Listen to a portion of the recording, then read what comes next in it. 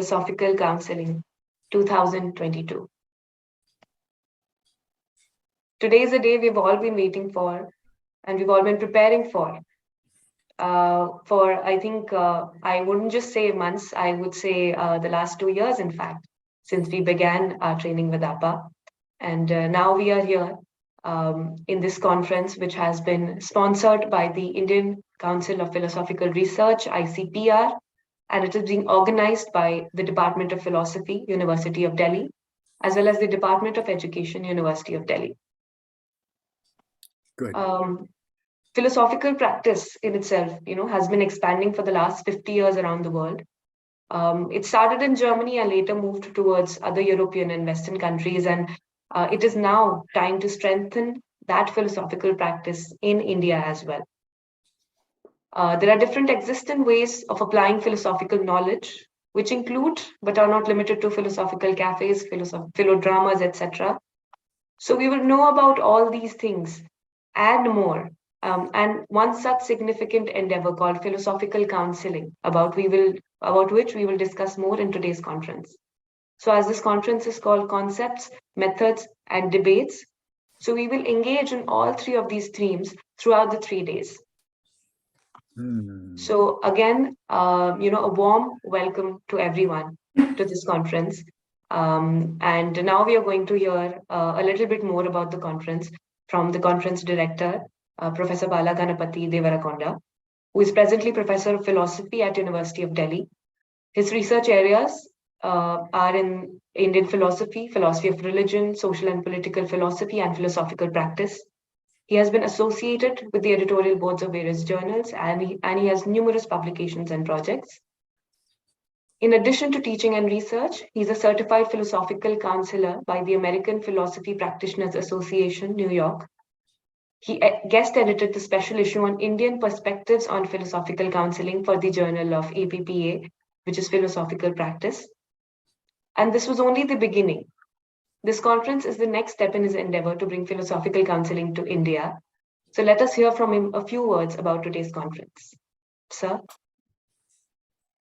Yes. Namaste. Good. And good morning to those who are in India, and good wishes to people who are from various parts of the world.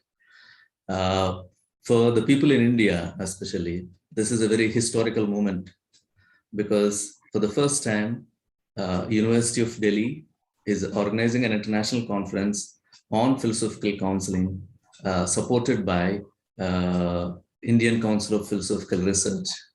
Professor Sinha, Chairman of ICPR, who has joined us to give the inaugural address today, Dr. Vikas, coordinator of this conference, and Professor Perry Grims, who, as I said, longest living philosopher practitioner, who has joined us to bless this conference. Friends, you must be surprised that he is 99 years old. He is in his year, and he is here to bless us and guide us and support us in this philosophical counseling movement. But when I'm saying this, I get this excitement to introduce him that way. And other distinguished invitees, participants, and other friends, philosophical practitioners who have joined us today. Namaste to you all, and I welcome you all to this wonderful historical moment that is happening at present. I welcome you all to this 3-day international conference on philosophical counseling, concepts, methods, and debates. Okay, this is the theme of it. Let me first, before I go into introducing the theme, say something about how this conference has originated. And to say that, I have to submit my sincere gratitude to Professor R.C. Sinha. Last year, I believe, when we had a meeting in ICPR, he suggested me and he asked me to organize an international conference on a relevant, pertinent theme, which would be useful to the people and students equally. And that's what prompted me to plan for this conference. And I'm so grateful to him that he could also spare some of his time and join us today And thank you so much, Professor Sinha, for this thought and also for encouraging us to organize this wonderful conference. It is his encouragement that brought us this event to this extent. And I must also acknowledge the support that I have received from international community in organizing this conference. We have best wishes from Gerd Achenbach, Professor Gerd Achenbach, who has sent his greetings to all the participants of this conference to speak something about the Indian experience. There is a kind of skepticism, and there is a kind of need to know the experiences of others, and there is a need for assessing how should we go forward. When we talk about philosophical counseling in India, that has prompted us to organize this conference. When I say there is a kind of skepticism, what I mean is people have been skeptical about philosophical practice. And I have been speaking on philosophical practice, philosophical counseling in India since past 5 years. And on every platform, I faced some sort of resistance and some major welcoming from the side of the audience. So this is what prompted me, because there is always a skepticism, and there is always a welcoming note. And especially the skepticism is from the people who are already into academia, so from our own colleagues, but the welcoming note is always found from the students, younger generations, and non-academia. Often we forget the contribution of non-academia to philosophy. It's not that only academia contributes to philosophy. It is that non-academia that majorly contributes to philosophical knowledge and wisdom. So that we often try to ignore being in the academia, which I found glaringly coming out when I speak on philosophical counseling. And fortunately or unfortunately, during the pandemic, I organized a course with the support of American Philosophy Practitioners Association, with due respects to Professor Lou Marinoff, who has come forward and trained a group of philosophers from India in philosophical counseling. This happened in 2020. Then onwards, we have been thinking, how should we go forward? And what are the questions that we come across? This is the kind of skepticism that I'm referring to.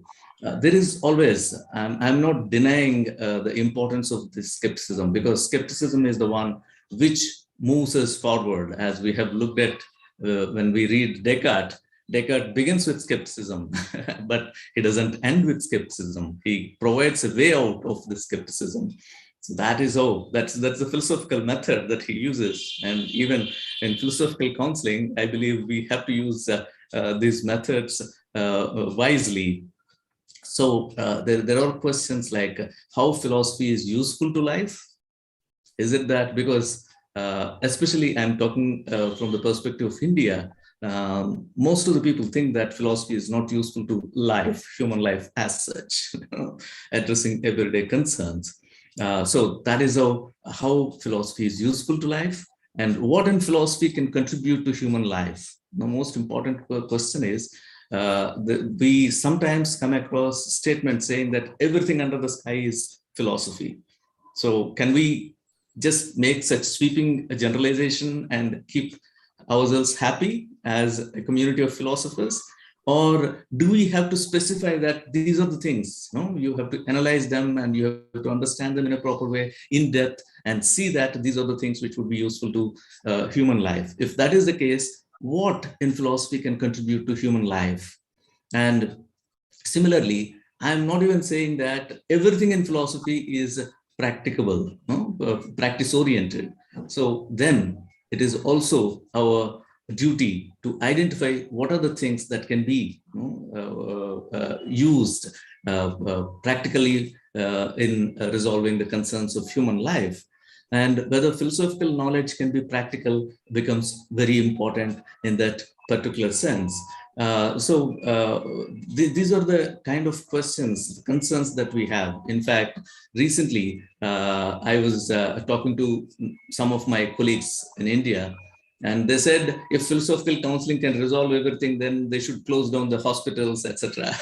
So, which looks, yeah, actually, he is speaking from the person who is saying this, speaking from a particular perspective.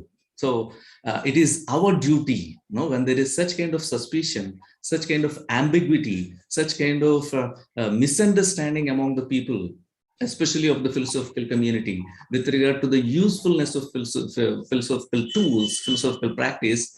It is our duty, being in philosophical practice, being the philosophical counselors, to address them and clarify them, so that they would also have clarity with regard to how philosophical counseling would actually be useful to the human life.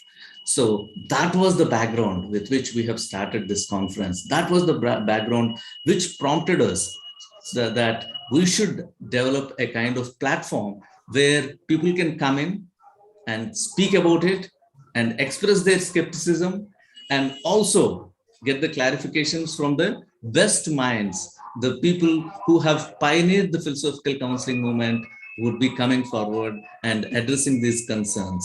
I'm sorry about this noise, but I can't stop that. So with that intention, we have proposed this conference. And when I said skepticism and experiences, what I also meant is, when we want to reinvigorate or rekindle our interest in philosophical counseling as an academic discipline and also as a practice beyond academia within India, I thought it is always better to look at the experiences of others. See, everything you need not experience. Certain things can be read, understood by looking at the experiences of others. And that is what prompted us to contact various scholars who have pioneered philosophical counseling movement in their own countries, and heading their philosophical counseling movement there. So we got in touch with them, and they are so kind and so nice to us that they agreed to be a part of this conference and share their knowledge, share their expertise and their experiences, so that would enrich our mind in going further. That is how we have a good number of scholars joining us in our plenaries, sharing their knowledge and sharing their experiences. Let us get richly benefited by the experiences of other scholars from other countries. That is the second one. The third one is, so having addressed the skepticism, having addressed the concern for the experiences of others, now the situation is to look at how should we go forward in India. Friends, I must tell you, when we started in a modest way, thinking that probably we'll have some 50 to 70 presentations and participants of this conference, I must tell you today, we have 100 paper presentations in these 3 days, along with 1,000 registrations, okay, which shows the kind of interest that Indian scholars and scholars abroad, outside India, also have towards philosophical counseling. How people are looking for a kind of instrument which can help them, especially in this pandemic situation. Pandemic is the one which necessitated us to look at philosophy for the solutions or problems of life, solutions for the problems of life. So that is how the kind of surge, the kind of interest of surge that we have in India is momentous and wonderful. And this is what pushes us to assess the situation and prepare a kind of roadmap for the future of philosophical counseling in India, and provide guidance as well, okay, for the youngsters. There is, wherever I speak, the students are so interested and enthusiastic that they want to know, they want to get certified, they want to get trained. But there is no mechanism in India as of now which can train youngsters in philosophical counseling and develop them to be an independent philosophical counselors. So this is an immediate requirement. And I'm sure Professor R.C. Sinha is here with us, heading the philosophical activity in India as the head of chairman of Indian Council of Philosophical Research. He would also take keen interest in promoting it further. He has been supporting us, and he would continue this support further so that it becomes a very important component of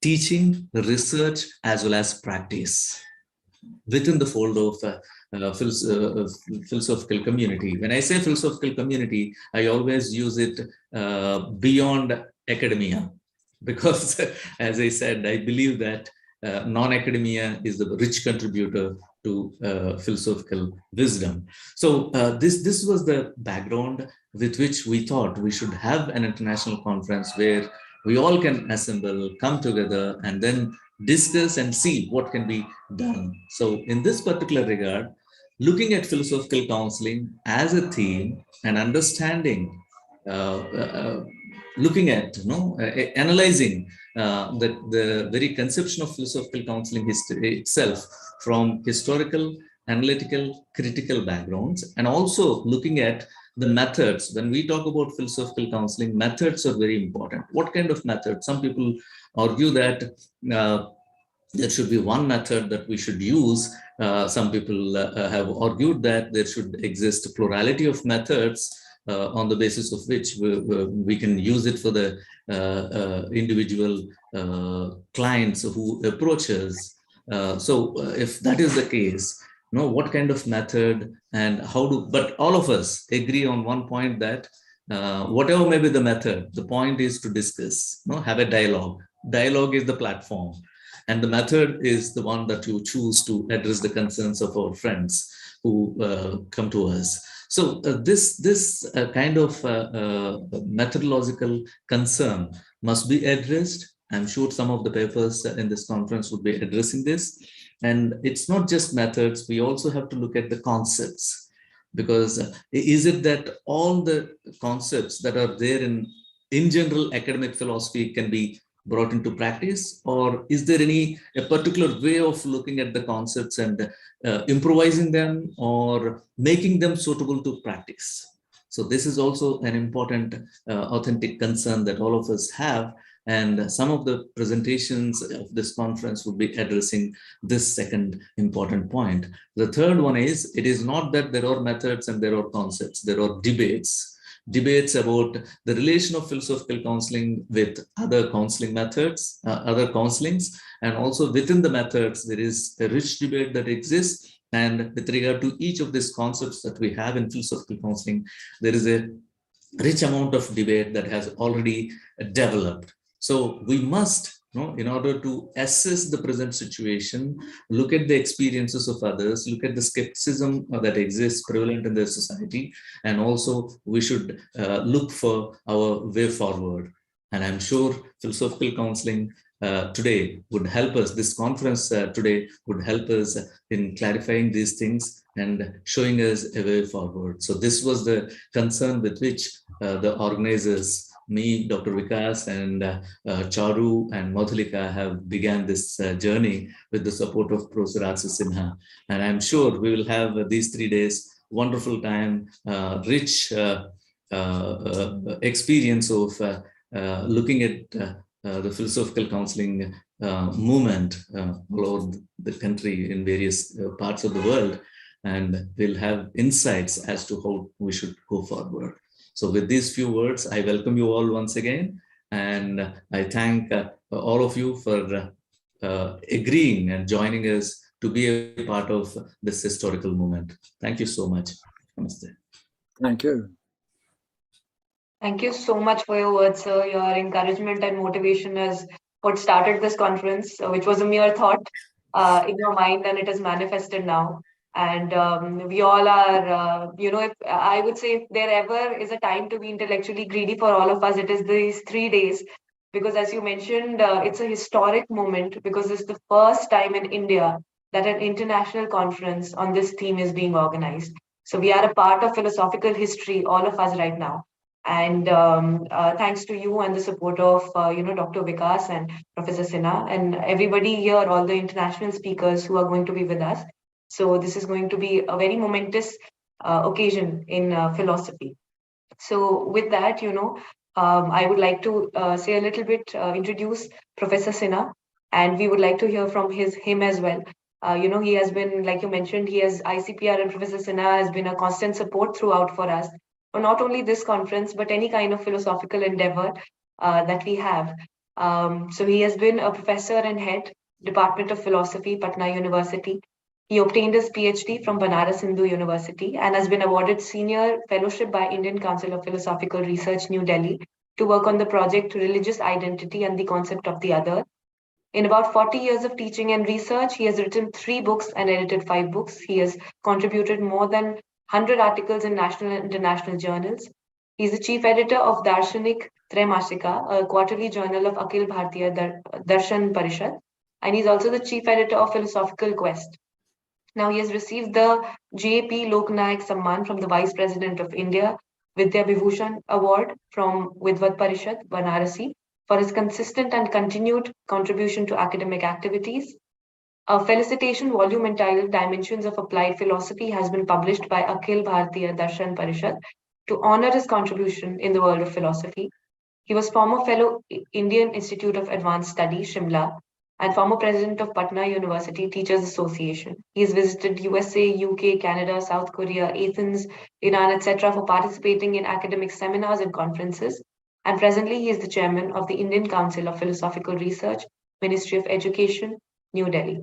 So we warmly welcome you to this conference on this chilly Delhi, morning. And we would like to listen from you, straight from the horse's mouth. We would like to hear more about this endeavor from you, sir. Over to you, sir. I must offer my namaskar to all those who are on the screen and also to those who are off the screen. So please accept my namaskar. Very good morning. So really it is a great privilege for me to be associated with this international conference. And for this, I must congratulate and I must thank Professor Balaganpati. Usually I call Balaganpati. So I do not want to just change my style of calling him. So naturally, he's a very close to us and very close to me. And he's very active in the activities. He is always positive. And that is the first characteristics of a counselor, that he should be positive one. A negative man, a negative counselor cannot do well. So his positive attitude, and naturally the council, he contributes a lot to the council. He is in the research project committee, and certainly I had occasion to work with him. Since last 6 years, I had been closely associated as a member of the governing body of the ICPR earlier, and now as the chairman. So I may not be remembering each and every name. I'm sorry for that. I may not be knowing the exact theme and exact project of this philosophical counseling. But since he invited me, and it becomes my bounden duty to be with you. And certainly he has given the outline. And from that I gathered that this is a new dash in the world of philosophy, especially when he talks about Indian perspective of philosophical counseling. certainly it is a new dash in not only in academic world, but in the world of philosophy. Indian philosophy has not been propounded by academicians. Indian philosophy has been propounded by saints and seers. And certainly, saints and seers, they propounded some schools of philosophy. But in recent time, I have been telling that a philosopher is one. In India, traditionally, we consider a person, a philosopher who has propounded some schools of thought, like Vedanta, Sankhya, Vaisheshik, even Charvak. Charvak, though it is a materialistic one, the school is materialistic one, but the propounder is a rishi one. So this is the unique feature of Indian philosophy or Indian perspective, that school teachers or the teachers of in colleges or universities, they have never propounded philosophy, Indian philosophy. But the definition of the Indian philosophy requires to be changed, and especially when we are talking about philosophical counseling. A philosopher is one who can relate one concept to the other. And certainly, this philosophical counseling can be done by a philosopher. And naturally, I don't hesitate to say that Professor Balaganpati, by not only propagating, but in a sense propounding this philosophical counseling in India, I do not know any other professor of Delhi University who is talking about philosophical counseling. But for the first time, I heard about this from Professor Balaganpati, and I really, from the core of my heart, I congratulate him that there is a common perspective that Indians are averse to new thinking in philosophical arena. But this philosophical counseling or philosophical practice, that is certainly worth appreciating. So this philosophical counseling will fall under the category of the applied philosophy. And naturally, Indian philosophy, right from the days of Vedas, Indian philosophy had been practical. Though philosophizing is certainly a process, philosophizing is certainly abstract one, but practice, right from ancient period, Indians practiced philosophy. Take, for instance, Lord Buddha. He was a practitioner. He obtained enlightenment, bodhisattva. Though he left he left his home and got enlightenment. And after that, he served the humanity. And the method, certainly, he was just sent and he was a seer. So he served the suffering humanity. And naturally, a counselor is prone to redeem the sufferings of humanity. Why I talk about that a philosopher, there is a difference between a counselor, a philosopher counselor, and a psychotherapist. Psychotherapists, they concentrate upon the individual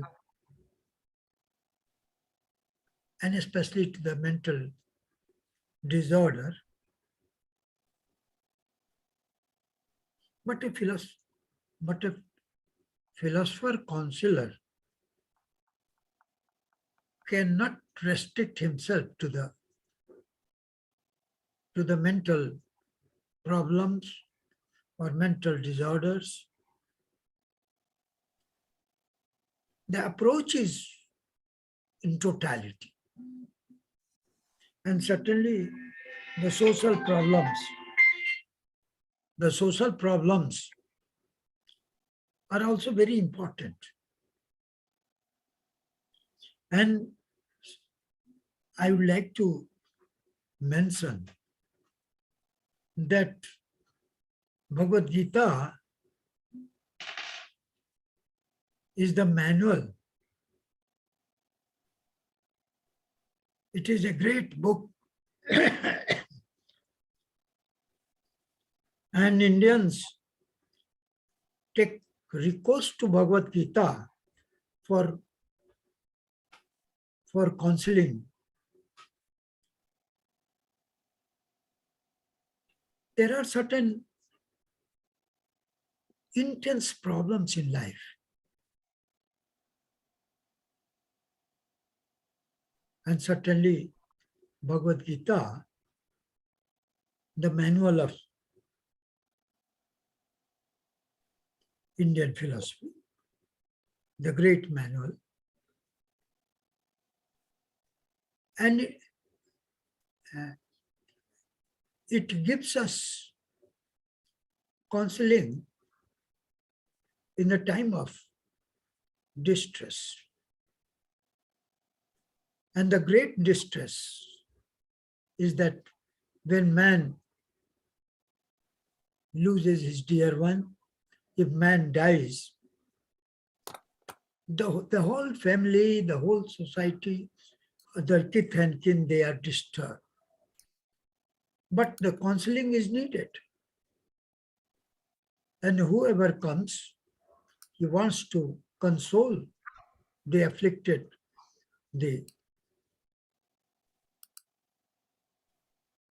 So Bhagavad Gita, being the manual of the Indian philosophy, helps a lot. When others say, or the Gita says, that soul is immortal, so there is nothing to lament at the time of death of the nearest one, or the near and dear. So certainly there is a difference in philosophical counseling and psychotherapist counseling. That is the ordinary question arises, that what is the use of this philosophical counseling when there is full-fledged developed psychotherapist, or there is a lab and there is a doctor. So naturally, philosophical counseling attempts, the aim, the objective is to get rid of the medicinal treatment given by psychotherapist, or in most of the hospitals we find psychiatrists. They have got different approach, because we cannot confuse psychotherapist with the philosopher counselor. That requires to be very clear, because in the beginning, most of the criticisms, as far as I discussed with some of my colleagues, and they did not subscribe. They did not subscribe easily to this philosophical counseling, because and in the earlier stage, when he talked 1 year back, I also were a bit reluctant that what type of this philosophical counseling, what nature will be. But today, he has explained. And what I understand it that when the society as a whole suffers, then philosophical counseling is very effective. For instance, I take a very concrete example and very odd example. The problem of conversion. And there is a very much confusion, and there is a conflict. So this problem of conversion creates a lot of problem in the society. The society which is religion ridden. But when we take recourse to the Bhagavad Gita, Bhagavad Gita can be used as manual for counseling, especially for Indians. When Gita says, in Gita it is mentioned that Swadharmo Nidhanam Shreya. Apne dharma mein, you can die in your own religion. Swadharmo Nidhanam Shreya. This solves the problem that there is no need of conversion. Why to be converted? And there should not be any rift, because we can respect others and we can die in our own religion. If suppose I am born Hindu, I can die as a Hindu. There is no need of any confusion or so Bhagavad Gita serves, resolves, suggests to get rid of such type of problems. So this is the one what in ordinary parlance, the client and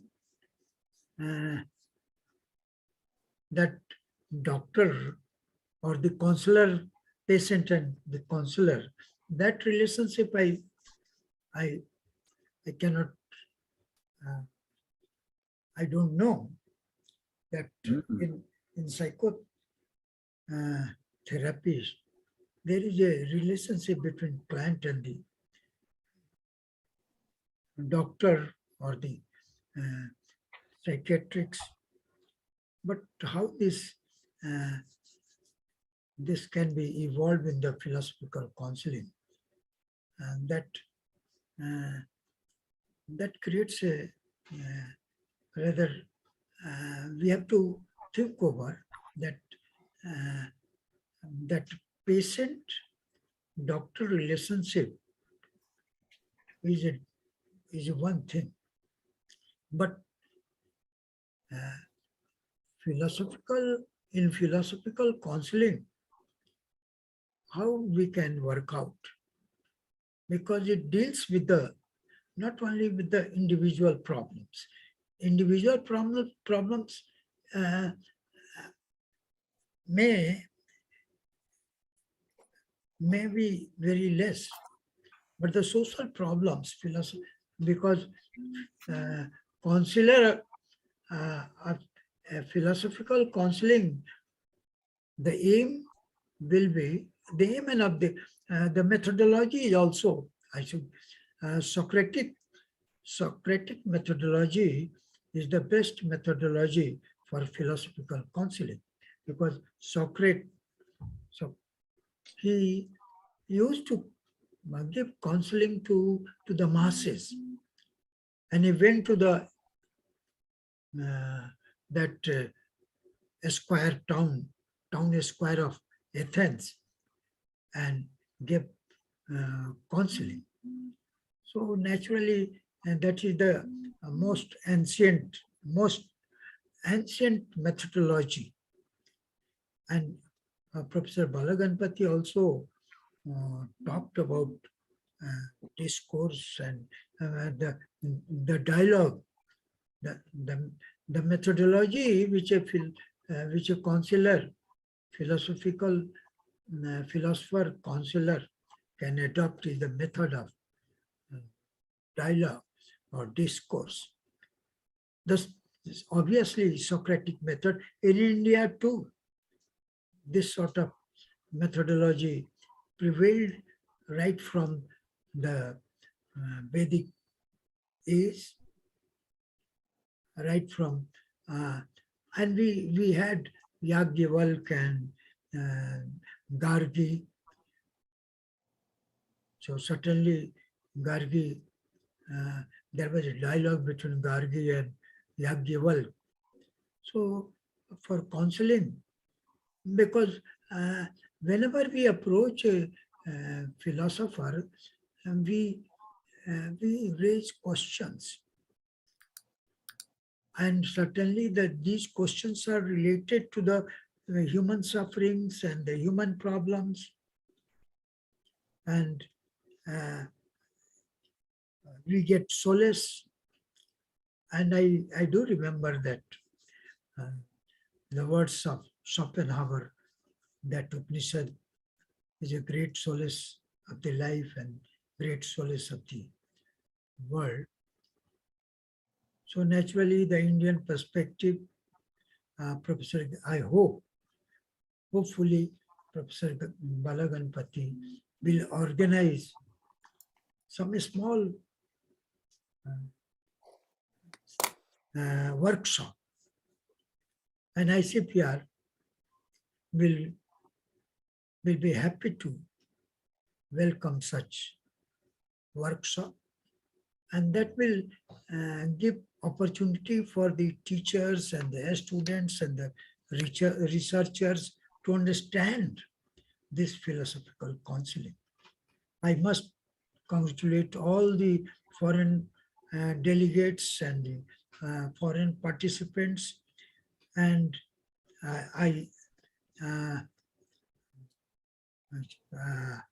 Charu, I can say Charu because I don't know whether she has what she's doing. So sorry for that. But she is well conducting the whole conference. So with these words, I extend my great thanks and wish all the best. Thank you very much. Thank you so much, sir, for your pearls of wisdom. We always look forward to hearing from you. And again, friends, a big thank you to Professor Sinha and ICPR for being the unseen face of this conference till now. So today, finally, we are seeing them on screen, and he's supporting us in this manner. Thank you so much, sir. We'll take this conference forward, and I would like to introduce the conference coordinator now, Dr. Vikas Baniwal, who is currently serving in the capacity of an assistant professor at the Department of Education, University of Delhi. He completed his doctoral studies from University of Delhi in Education in 2015. He has been a general fellow for his postdoctoral work at the Indian Council of Philosophical Research. Overall, he has about 12 years of experience in school teaching, higher education, research, and administration. He has many publications to his credit, and his key research interests include intersubjectivity, dialogue, inclusion, mental health, self, and identity. Over to you, Dr. Vikas. Yes, sir. Just a minute, Vikas. Let us have Professor Peregrine's talk, and then you can propose out of thanks. Sure, sir. Charu or Gaurika can introduce Professor Peregrines. Yes, I'd like to invite Gaurika to introduce her. Thank you, Charu. Good morning and good evening to our participants, professors, and our viewers. Welcome to ICPC 2022. Our first keynote speaker today is philosopher Dr. Pierre Grimes. Before I formally introduce Dr. Grimes, I would like to share my experience with him and philosophical midwifery. I'm Gaurika. I'm a certified philosophical counselor from APPA. I started out my practice last year, and I initially looked at philosophical counseling as a tool to help resolve and make sense of everyday problems that people face. As I got involved in my practice, I realized that counseling them while reaching a clarity regarding their problems wasn't enough. I couldn't go beyond a certain level with my clients. And that is when I came across Dr. Pierre Grimes' books and his videos, which are available on YouTube. There is a line from his book, Philosophical Midwifery, and I quote, "It is entirely possible to verify for ourselves that we are a part of a caring and intelligible universe. Our mind constantly communicates with us, and for our own benefit." I started training in his dream analysis with Dr. Grimes and Dr. Regina Oleana, who is the co-author of Philosophical Midwifery. And I discovered for myself the significance of dreams, which brought to surface the problems that I wasn't even aware of, that I never even suspected that I have. Dr. Pierre Grimes has developed a profound way of analyzing dreams. He is the master and author of Philosophical Midwifery, a new paradigm for understanding human problems and its validation, and other books like Unblocking, which is a self-help practice workbook, and Socrates and Jesus, a dialogue in heaven. He has extended the midwifery of Socrates to us to understand those false beliefs that block us from achieving excellence in ourselves, in our relationships, and in our worldview. We will be playing a pre-recorded lecture by Dr. Grimes on the topic philosophical midwifery as a mode of philosophical counseling now. Dr. Grimes is here with us today for the question and answer round. We'll be taking all the questions towards the end of our session. Please make sure to keep your mics off while the video is being played. We'll be playing the video now. Thank you. Welcome, Dr. Grimes.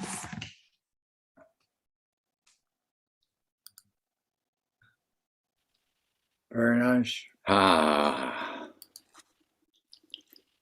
good day to you. Thank you for inviting me to participate in your conference. I offer this paper as a further exploration of the idea of the self, which is which is the idea that is central to your own tradition, your own philosophical, deep, profound traditions. I expect you will find what I'm doing is compatible as well as consistent with your own vision of the Atman tradition, since it is a new way, but continuous with your own tradition of a way exploring philosophy, which we over here in what's sometimes called the West needs most desperately, but you've already anticipated in your own traditions what we need. So let us go on with this new thing, which I'm going to introduce as philosophical midwifery. You see, this paper is different because it's a method of philosophical practice that is called philosophical midwifery. So, enough of that. Let's get on. Let me say a few words first before I do something rather curious for you and me. I'm going to take you through the very process, so you will see the process and the questions that bring up the material that is necessary for self-discovery. Now, I could talk about the history of this. Primarily, we found in Homer's Iliad that the hero, Achilles, incorporates within his own personal experience and reflections upon them the very thing that we're going to be talking about today. Only he did it alone within himself. We are introducing a midwife to support that exploration. So look here, let me just jump in it and invite you to participate in this very significant and rather profound way of exploring human problems, because all human problems we are proposing can be understood as the consequence of an ignorance of the self. And therefore, the goal of our method, and yours, is to awaken the self to its own ignorance, to overcome it, and shine in the blessedness of the self. So, let us start. First, consider, as you reflect on the recent goals you've had, could you please note how well you were able to achieve these goals? Could you pursue them? Could you have pursued them with a greater excellence than you did? Can you recall what might have held you back from giving it your best efforts? For excellence should be a goal of man's activity. So now look here. Second, being stuck. Whenever you find that you've reached this goal with excellence, you're satisfied. But when you're blocked or having a problem reaching excellence, as you consider that state of mind that you just described as being blocked, can you talk about it? Can you talk about the role it might have played in your life? What being blocked? Now look here, that requires a reflection on the state of mind we just identified as being blocked. As you reflect upon your life, can you describe the role that blocked state of mind has played in your own relationships, in your school life, in your business life, in the activities you love to engage in? Where else do you see this experience of being blocked? Now, what are the, as you reflect on this, you're now going to have a body of data. All right, now we're going to have to take a look at that. Because what is it that is common to all of these experiences of being blocked? Could you explain this commonness that they all have in some detail? It's worth it. It's worth it. Now, what do we need from here? Of course, it's necessary to identify experiences of this, not only in your everyday life, but in your early life. Therefore, as you reflect upon your experiences when you were much younger, perhaps as a child, is it not likely that you can recall a particular event that you experienced the same state of being blocked? Can you describe the event out of which that state of mind emerged? Good, good.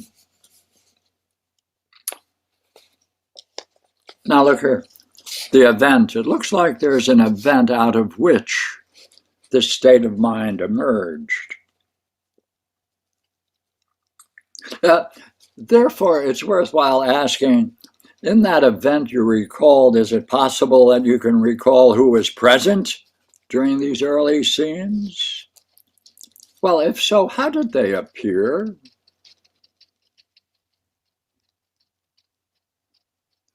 What was going on in that event? We need to look at it.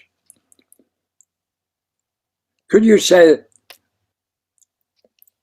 that whoever appeared to be most like that, you could recall in literature and reading and whatever experiences you might have? Let's do it again. As you consider those people who are surrounded, those who are present in these early scenes where you experienced that state of mind, could you say who they looked like, who they appeared like? Perhaps from the movies or literature, friends. Who did they look like most? Right, good. At that moment? Okay, look here. Now we must ask about that scene. What was said and done in that early scene? Well, can you repeat what was said and done by those present, including yourself? Recall how old you were and those present. Now you're recalling now what was said and what was done. What does it mean for these people to show themselves up in that event? Because is that a way in which they're showing themselves? Did they appear sincere, knowing, and caring? By the way, this is an unusual state of mind, isn't it? They're showing themselves in these events. Even though something else is going on, they do appear sincere, caring, and knowing. Look here. What does that mean? That means, would it not, that they become the center of attention, as you do in that scene? Did they focus on you particularly? What was it like for you to experience this now that you're recalling it?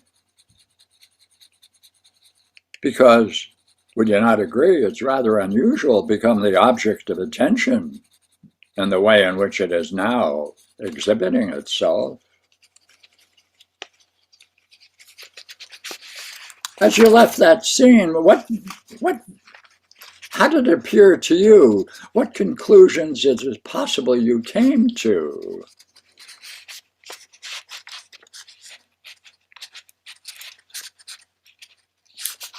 Did they say something or leave you with an impression about the way they felt about you at that moment? That's communicating while giving the appearance of knowing and caring and being sincere.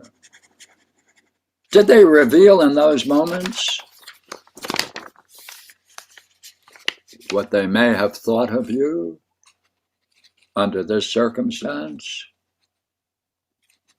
By the way, could you have focused upon those words and what the way they were functioning? Could you respond to them at that moment? Of course, you're very young. It's likely you couldn't, but you can reflect upon it now as if you could. And therefore, I can ask, ideally, what should you have answered or acted? Because they're telling you what they really think about you and about what you were doing. Well, how would an observer watching the event describe it? Are they trying to teach you something or warn you against something? Is not this a learning moment for them that they are introducing you to? Are they introducing something to you that they themselves were exposed to when they were young? Well, look here. This is a curious word that's coming up. Blame. Ooh. Is this a blame event? Are they showing you? Are they showing you some independent way of being, or do they want you to follow the way in which they are functioning? After all, what is blame? What does it do for the person blamed? Because if that's what's going on, we have to answer those questions.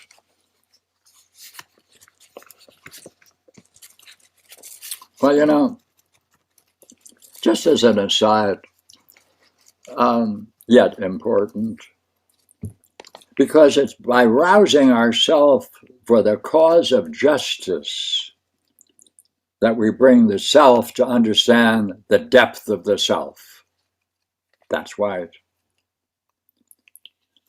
Because if this is something that someone's blaming you for, are they acting justly or unjustly? Is this the way they should deal with such situations? Are they imposing something totally different than everything they've done up to this point? Have they departed from their usual way of being to play the game, blame on you? Well, then it's unjust. Then you have to answer it justly. For all injustice must be answered with a plea for justice. So, going back to that event now, can you describe what you were doing just before that event?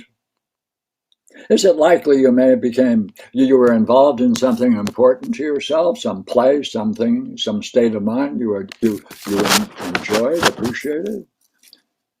Could it have been the cause of what they were doing? They didn't like you being in that open and free state? You must explore what happened before this event, because they're using it to teach you something, but it's a teaching without learning. See, learning must only be present. Learning is only present when both parties, student and teacher, are willing to participate, share in the same idea, are treated justly, and can respond with questions if they have any. None of these events are present in these early blame scenes, are they? Is it possible that whatever it is you were doing prior to this event, you no longer engage in, that you gave it up, that you sacrificed, and have not gotten back into the thing you formerly loved because of you thought this blame was because you shouldn't get into that state of mind or way of being? Is this a way of making you social while giving up the self? Now, look here, we have to return now, right? With this idea in mind, now that we've discussed it this way, you can return to your everyday world and see what effect our very talk has had on you. For you now have a chance to see what difference a talk may have, such as this philosophical exploration.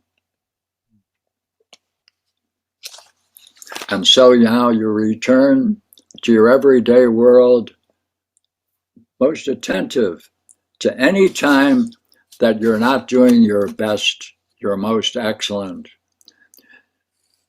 You're now returning to everything you've ever done and will do in the future. And you can ask yourself, could I have done it better, gooder? If you could have, you know that's a criticism you need to watch for the next time to fulfill it most fulfillingly with excellence. For excellence is the way out of these kinds of problems, because you're acting justly in respect to the self, and the self always smiles when it enters into and shares in the experience of justice. Thank you for participating. See you around. Have a good trip. Thank you.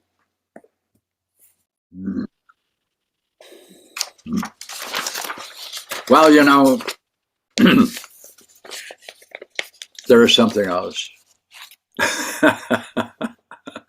And this is always important. And you see,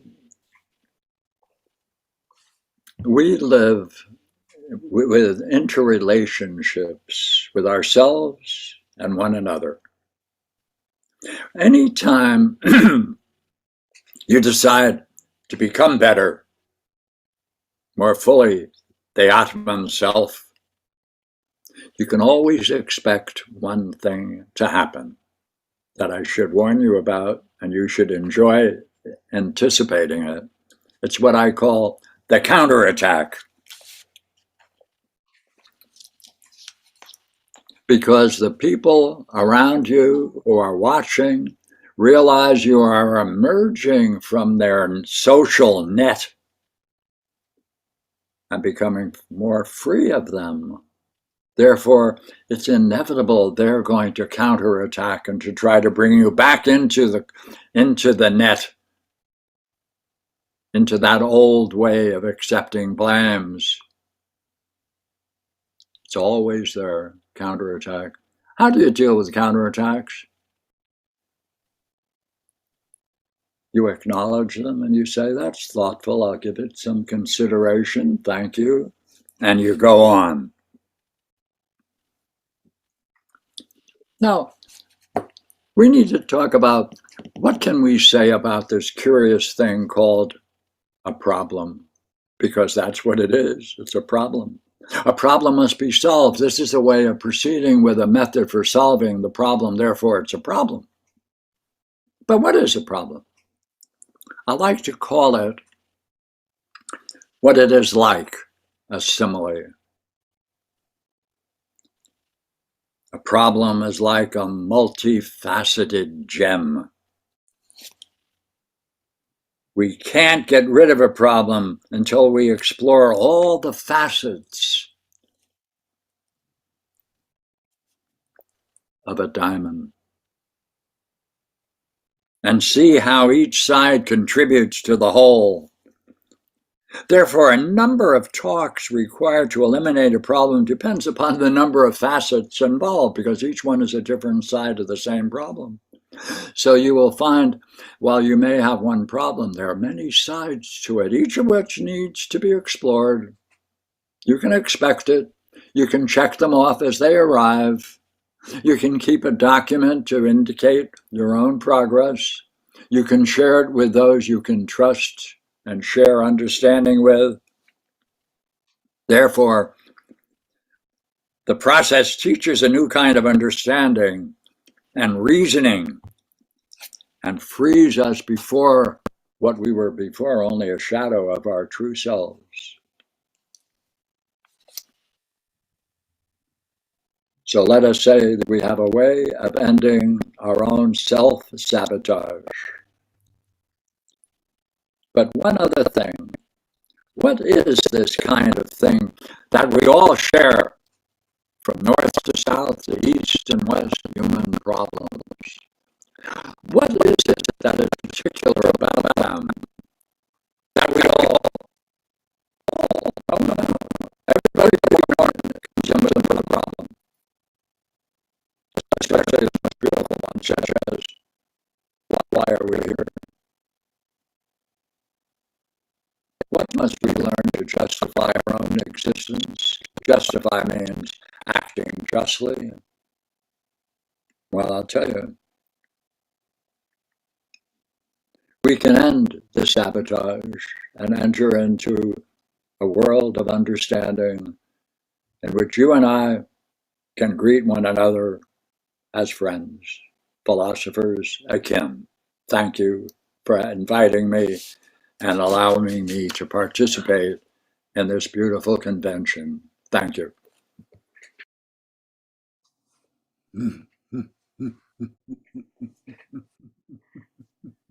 Thank you so much for your video, sir. We are looking forward to hearing more from you.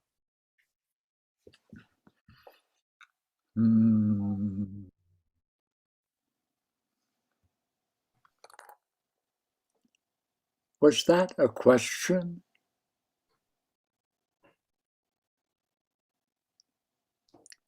We need a question. Yeah, thank you, Professor Grimes. We can't see your picture. Can you switch on your picture? Camera, I mean?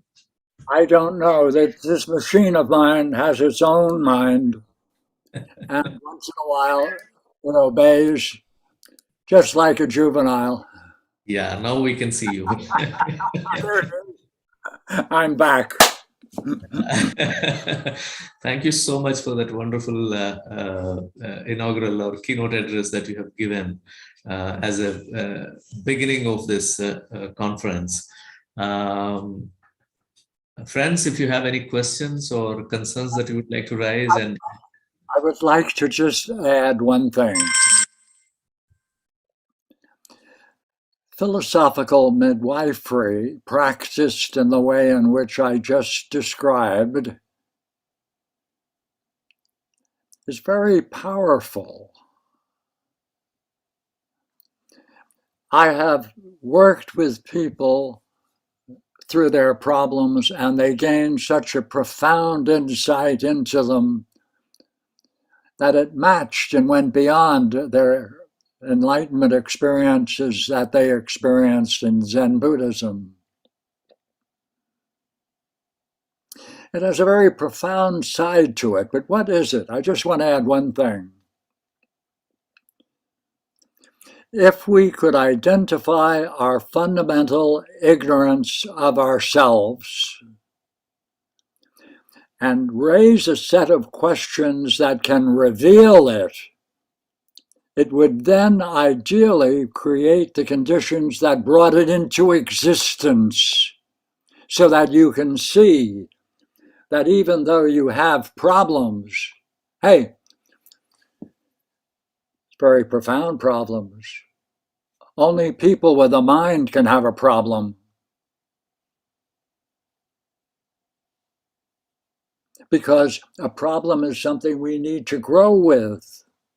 So that this method really is just trying to rediscover the conditions under which we created our own ignorance. And that it was justified in our family, in our social world, and we need to pull away from it, to become separate from it, to be free from it. So I just wanted to add that. Thank you. yeah, thank you so much for that very pertinent point that you have noted, Grimes. I was curiously listening to you. The concern for excellence, that we always look for and look forward to in our life. Concern for excellence is very important.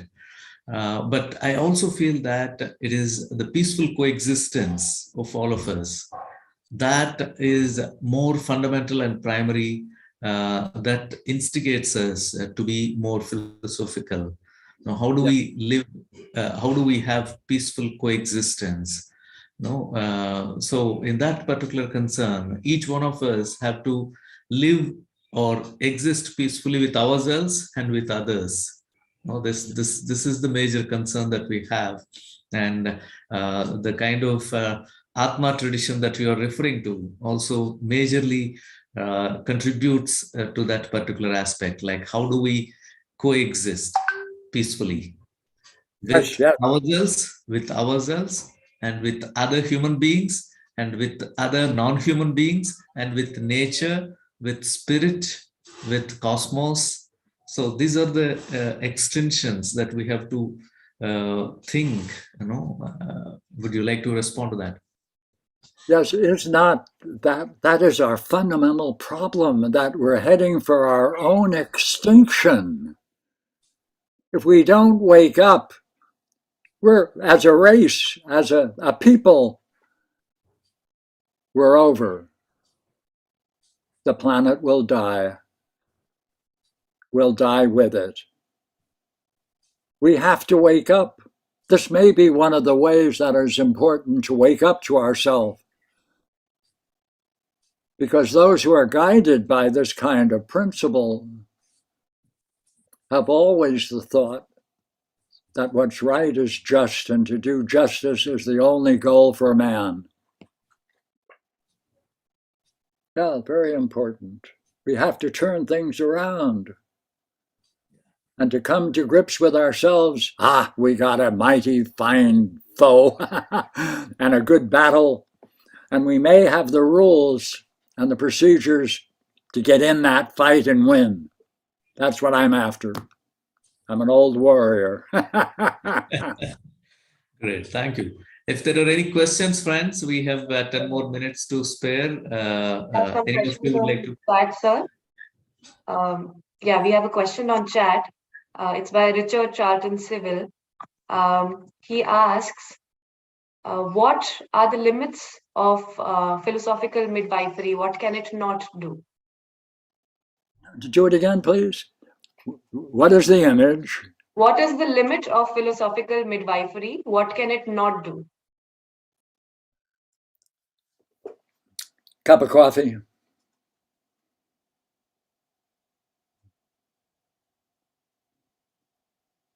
That's the image. Cup of coffee, sitting with friends and exploring oneself.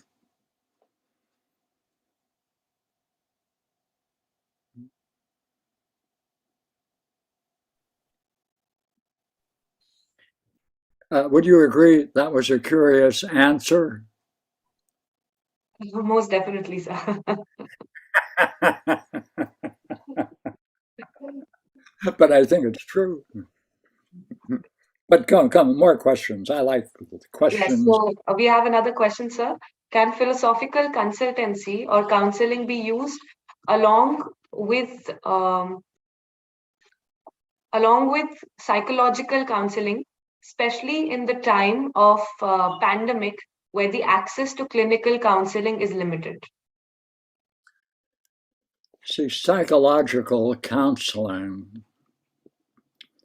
is a product of Europe and European thinking. And therefore, it's shallow, indifferent to higher values. We need to escape it.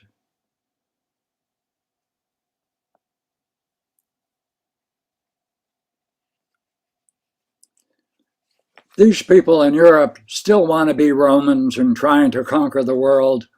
And they gave us the three deadly sins of modern world: capitalism, fascism, and communism. Look what the mess we're in because of these thinkers. They all came out of Europe. Our present confusion has been calculated and generated by European thinkers, intent on continuing their tradition, not a spiritual tradition.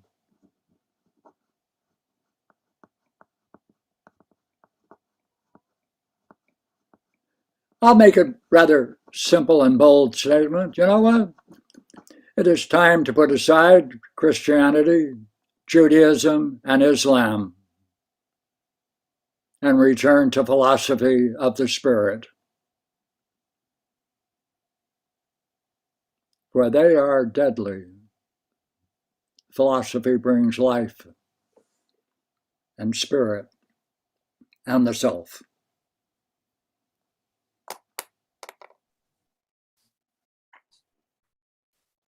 Yeah, there is an autobiographical question here, Grimes. Thanks for the lecture. What prompted you to practice philosophy at the beginning? Was it a voluntary will, which must have been backed by an intention, or is it something else? What prompted you? Please ask the same question using different words. Go ahead. Yeah, what prompted you to go towards philosophical counseling?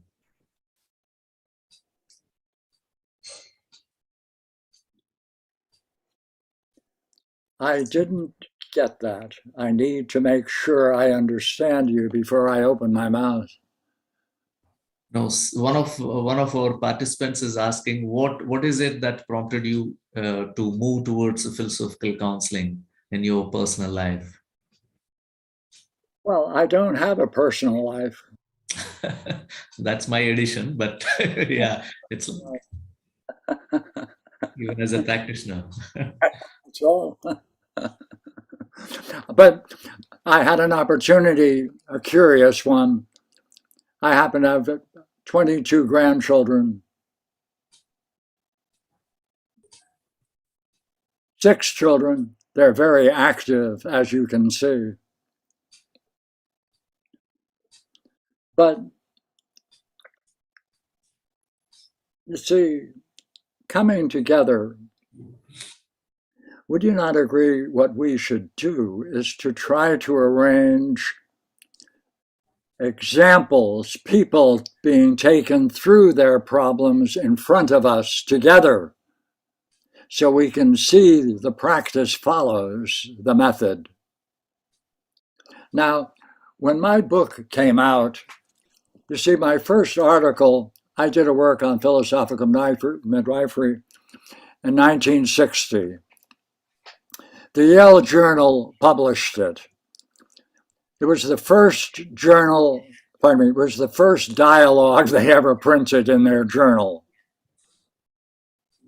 Right? I outlined the dynamics that we're talking about. That was in 1960. I followed it up by another one, 1965 or 1964 or 5, one of them, to go further in it. I really have been doing nothing other than this one pursuit, gathering together philosophies akin to it. So to answer your question, I would say, like right now, I'm always in Parmenides, Plato's Parmenides. But it's insufficient.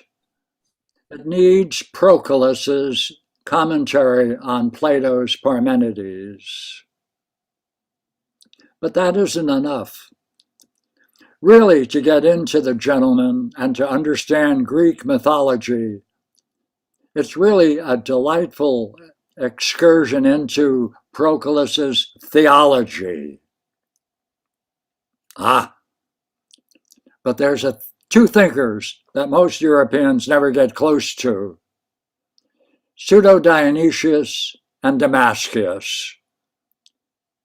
Damascus takes the riddle of the self in the most magnificent way and takes us through, as it were, nearly a dialogue. His style of writing is dialogic.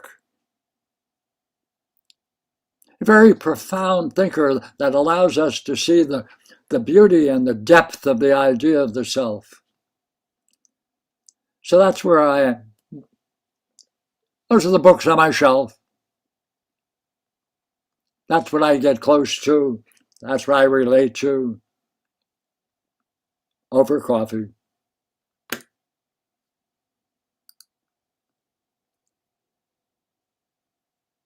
I do hope that answered the question. Yeah, thank you. Charu, over to you, please.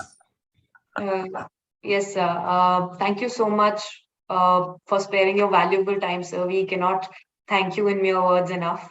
And for your cryptic words of wisdom sometimes. And we are really looking forward to engaging more with you. And we will definitely, we have a lot of questions. We will be sending them over to you via email. And we look forward to your response and your pearls of wisdom regarding philosophy. Thank you so much. Thank you so much for being here with us here, sir. And thank you for all your constant support, enthusiasm, and encouragement, in words and more. Thank you, sir. Thank you so much. My pleasure. Thank you all. Thank you for walking us through philosophical midwifery, Dr. Pierre. Thank you. It's a delight to hear you. Good. I'll be Good. taking away a sentence which you initially used in your talk, that all human problems can be understood as an ignorance of the self. You know, I think I should add one thing. Here, I got it here.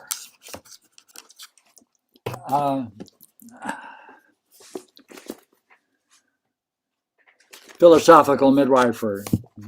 I would like just to read just one sentence.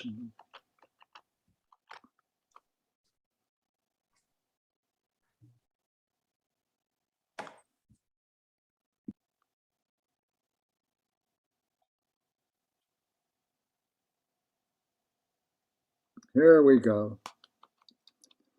As most often, a good book should have conclusions. And curiously enough, this did. Okay, please. Concluding the long-standing belief held in psychology that rational psychotherapy is a purely cognitive method of psychotherapy, in principle, is incapable of raising significant levels of emotionalized behavior, of being empirically verified, is rejected. Here's the conclusion. Our results make it clear that philosophical midwifery as a mode of rational psychotherapy is capable of being empirically verified, capable of presenting us with a model for understanding and integrating our experience. So, what's curious about this book, it includes a validation study that was done by Dr. Regina Oliana. That is worth looking at in itself. Thank you again for inviting me. I'm delighted to be present, and thank you again. Thank you so much. Thank you so much, Dr. Grimes. This academic solidarity, from all our international speakers is always, always appreciated. Thank you so much. Good. We'll move on to our plenary presentations now with your blessing, sir. So for our first plenary presentation. Charu, Vikas Yes. is waiting to propose vote of thanks. I'm so sorry. I'm so sorry. Apologies. Please, Dr. Vikas. That's all right. I'm sure we all are thankful to Professor Sinha and Professor Grimes. So, You've got a great group. I want to congratulate you on bringing together some very fine people together. Thank you for inviting me. And I would also like to thank Professor Shobha Sinha, Head Indian Department of Education, University of Delhi, for her continued support and encouragement. I must acknowledge that preparing for this conference has been a roller coaster ride, with lows such as technical glitches like live stream not working, or getting close to 1,000 registrations, for which we had to upgrade the Zoom plan yesterday. And at one point of time, we were calling people to their papers so that we could send them to ICPR. But at another point of time, we had to upgrade our website, invite more volunteers to manage it all. And it has been overwhelming. And today morning, I got the pleasant surprise of finding Professor Grimes, you there in the meeting. So I'm excited. I'm excited and looking forward to a great learning experience with you all. I hope that you would enrich us not just by sharing the knowledge that you have generated, but also by helping us refine our existing repertoire of knowledge through your questions, comments, suggestions, and ideas for proceeding further inspiring area of practice called philosophical counseling. I must also thank Professor Bala for Bala Ganapati for guiding us throughout the preparations for the conference, and ICPR for enabling us to organize this conference. So now, with the permission of our chief guest, Professor Sinha, and our beloved Dr. Grimes, we would like to take the proceeding forwards, and I would like to invite Charu to share with us the modalities of the same. Charu, over to you. Thank you so much for your words, Dr. Vikas. We'll move on to our first plenary presentation, for which we are fortunate enough to have amongst us the chairperson for this session, Professor Godabarish Mishra, who's formerly Professor and Head, Department of Philosophy, University of Madras. I would like to invite Dr. Mishra to share a few words before we start. Am I visible? Yeah, good morning, Professor Mishra. Very good morning. Yeah, good to see you. Thank you. Can you just adjust your camera so that we can see you clearly? Yeah. Yeah. Is it okay? Yes. Is it okay, Vala? Yes, yes. So, it is good morning. And I am honored to be here. My thanks are due to Dr. Bala Ganapati for being, a Pathikrut, initiator of a new system of thinking into Indian philosophy, that what we do in the name of philosophy in Shastric way and non-Shastric way can be used for counseling purpose. Most respected friends I see in the audience, very profound thinkers and scholars like Professor Ramakant Angiras, Professor Sinha, many others, my friend Savari Raj, whom I have not met for such a long time, and all others, those who have taken their time to be here. Friends, this branch of philosophy is new in the sense that we do not do this in the name of philosophy in university or institution departments. I heard Professor Bala Ganapati speaking about this at Pachiappa's College, and then therefrom I took a lot of interest in this as to how much we have and how much we have not been able to project to the world in the name of philosophy. Friends, any counseling is philosophy. This is my first submission.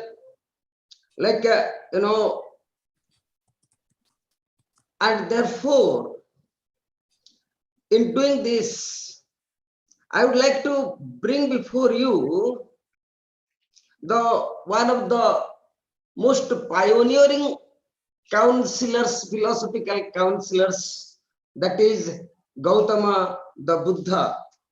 How he was addressing human problems, very serious problems, by philosophical, by counseling, which we can term as philosophical counseling. You all remember how like a woman, an old woman brings her child to the Buddha, which is the child, dead child, and he says, Buddha, I heard that you have given life to many dead children, you have given life to many, you have been endowed with a lot of extraordinary ability, mysterious powers, which Buddha never did. Buddha was dissociating himself from all these things. And he asked, Buddha, kindly give life to my child, only child. Buddha remained in meditative mode for a while and asked the lady, Mother, go and bring a mist, handful of grains from a family where nobody is dead. And out of anxiety, out of her love for her child, the woman goes to find out the grains from a family where nobody is dead. And at the end of her search, she becomes enlightened.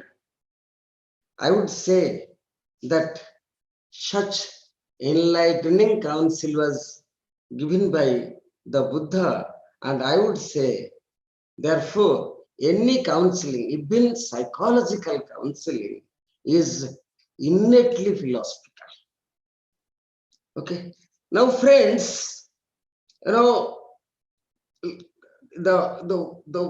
one thing that I would like to present before this august audience, consisting of like scholars all around the globe, and thanks to Dr. Bala that he has taken so much pains to organize this like a very scholarly program. I would like to say why we need counseling.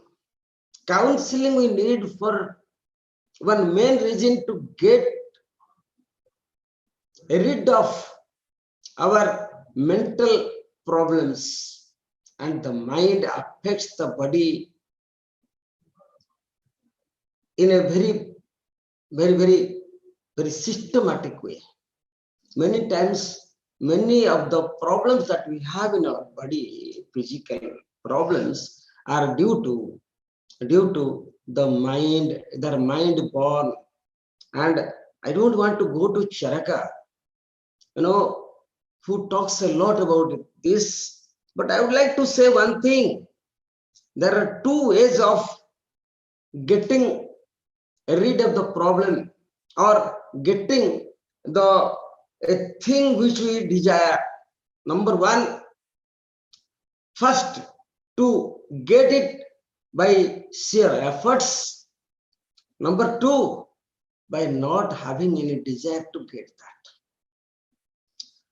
By getting something by sheer efforts, and not, for example, none of us, most of us, are not interested in horse racing.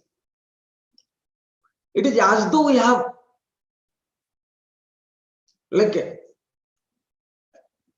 done the horse racing. All that is fulfilled, the result of horse racing is obtained by not having any desire to have horse racing. This is one of the brilliant teachings that Gita says. That Gita puts before us this particular thing, and which was a little later, Buddha talks in no uncertain terms, that try to control your desire, things will be controlled. Not that we should not work for that, not that we should not have efforts to get it, but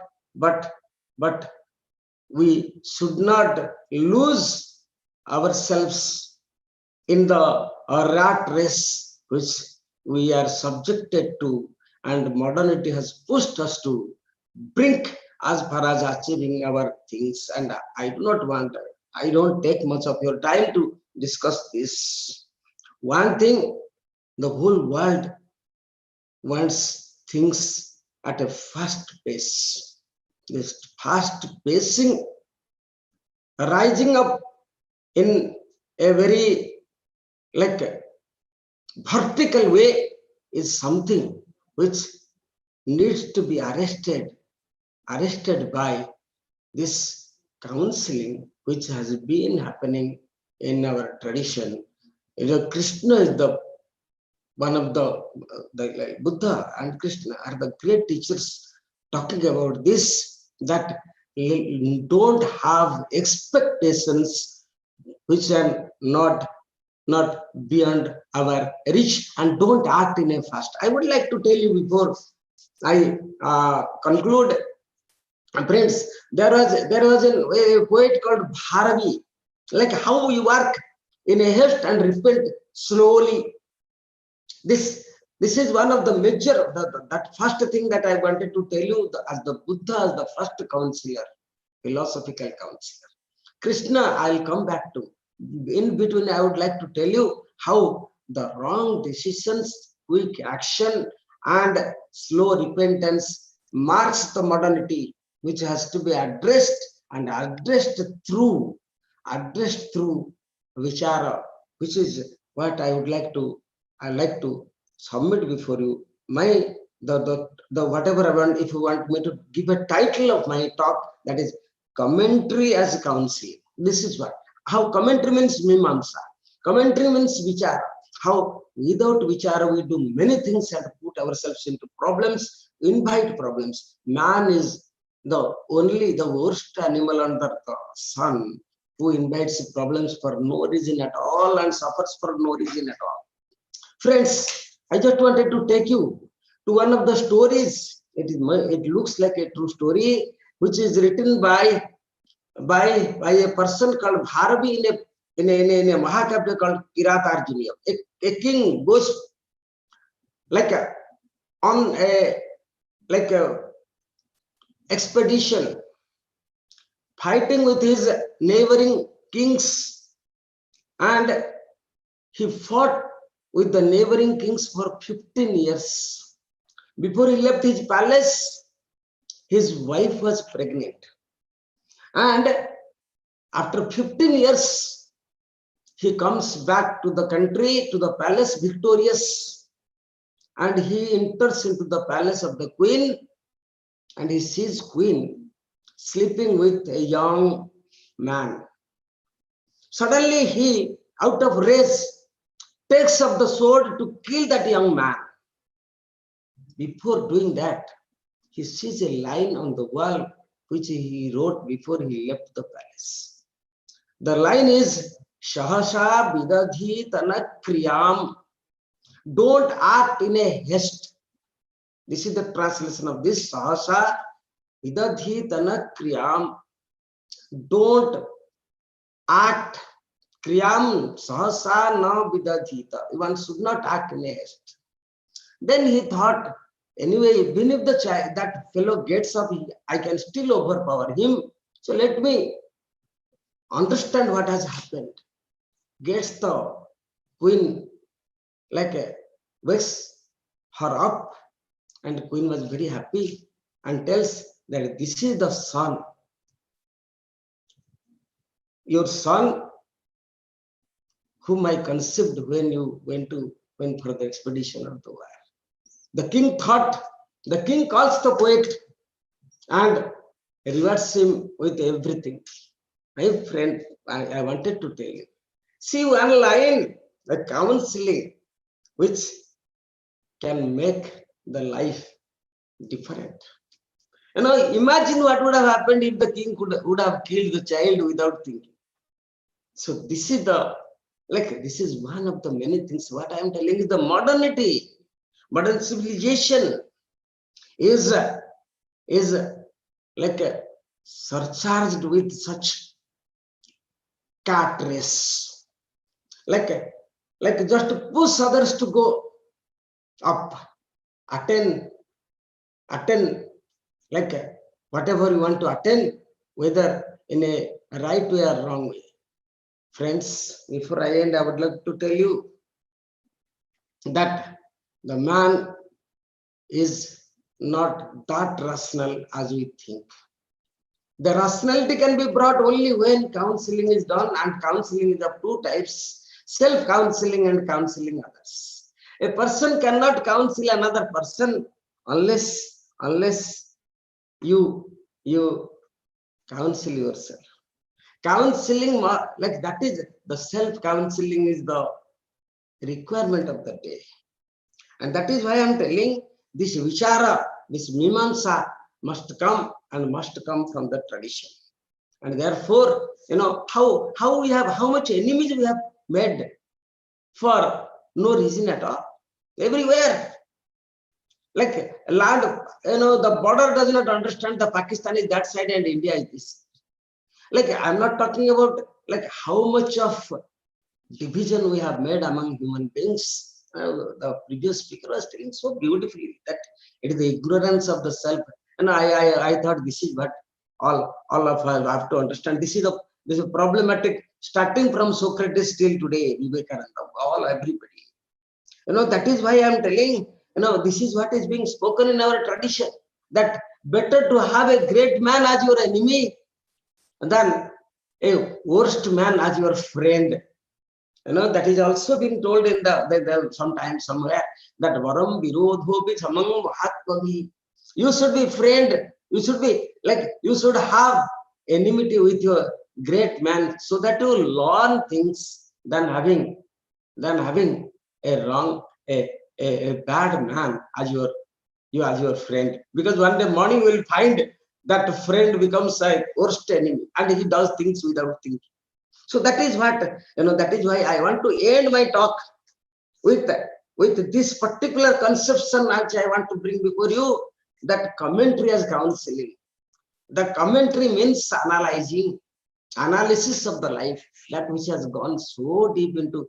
That is what was happening in the earlier speaker, but when he was telling that ignorance of the self, that I could not, like because of my this the problem of the system, I could not hear him much. But but this is what I thought is the crux of the problem. And one of the major things I wanted to give before you, another 5 minutes, Dr. Bala. This is commentary as counseling is portrayed in the first verse of Bhagavad Gita. What happens there? Dhritarashtra Vacha, Dharma Kshetre Kurukshetre, Samaveta Yudutsava, Mamakaha Pandavasheva, Kimakurbata Sanjay. Says problem is very simple. Now, what is the problem? They have gone to that place. Now, what are they doing? What is the question? When somebody has gone to the dining table, we don't ask what are they doing on the dining table. They must be eating. Or when they have gone to the bathroom, they must be taking bath. What is the question that they have gone to the war field and what are they doing? They must be fighting. This is a major question that is taken. I am just telling counseling, commentary as counseling. How? What is the question? Major question. Madhusudana Saraswati, a 16th century thinker from the Eastern India, Varanasi mainly he stayed. He writes, what is the problem? Why such question is arising? He's trying to read through the words. He says, Dharma Kshetre Kurukshetre. Since it is a Dharma Kshetra, there is possibility that Duryodhana, Dhritarashtra is thinking that Duryodhana might give some land and bring peace. Because it is Dharma Kshetra, war is taking place in the Dharma Kshetra. And other way what might happen is, Arjuna might think that what is the purpose of going for war? let me refrain from the war, killing my own people, and let there be no war. Am I making myself understandable? I do not know. I'm telling commentary as counseling. See, what is the greatest counselor we have in Krishna, who is trying to bring peace through a war. That's another thing I wanted to tell you. We don't have time. But this Dharma Kshetra, what is the significance of Dharma Kshetra? Dharma Kshetra is the greatest counseling that Dhritarashtra is giving to himself before the war takes place. That see, in this war, in this exercise, because it is the Dharma Kshetra, Duryodhana might not go for the war, think that the crux, the thrust of the idea is the mind change, which is what we do in counseling. There will be a change of mind, and change of mind in such a way that Duryodhana will refrain from war, or Arjuna will refrain from war. And that is what exactly happens.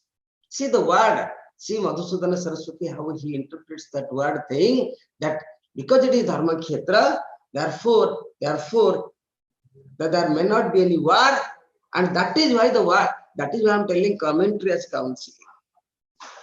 We always, like the Krishna is doing philosophical midwifery, and living up to the role of a counselor, so that peace is being brought to the world, justice is being brought to the world. Are we staying in a world of justice?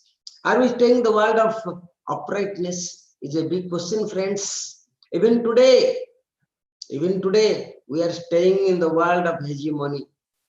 We are staying in the world of differences, and everybody tries to justify all that he does. This is a human trait.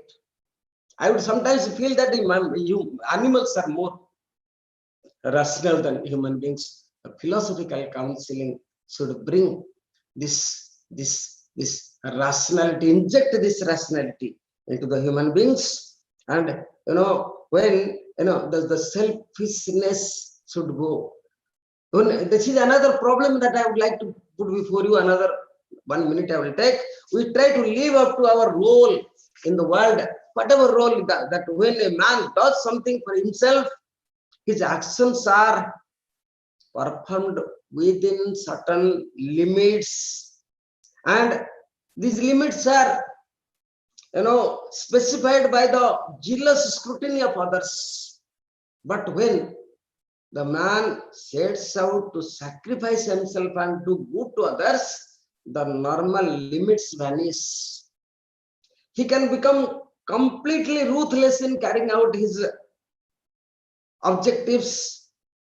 Therefore, I would always say the injustices that is done by the idealist patriots, so-called saints and crusaders are far greater than done by the worst tyrants. This is the you justify. You are sacrificing yourself. The cause must be seen. The roots must be understood. Friends, it is a great exercise, an exercise in which Dr. Bala Ganapati is trying to bring a unity in philosophy, trying to see the whole philosophy in one box, at one place, that where we can all meet to do philosophy in a meaningful way, so that there is possibility of living in harmony, not justifying all the actions that we do and we would like to do.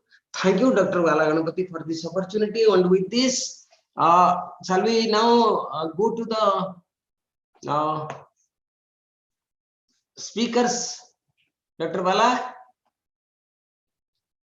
Yeah, please. Hello? Please, please invite the first speaker. I think it's Dr. Yeah. So now we have a series of star speakers in this session, and to start with, Dr. Prashant Shukla. Prashant, I am meeting you after a long time.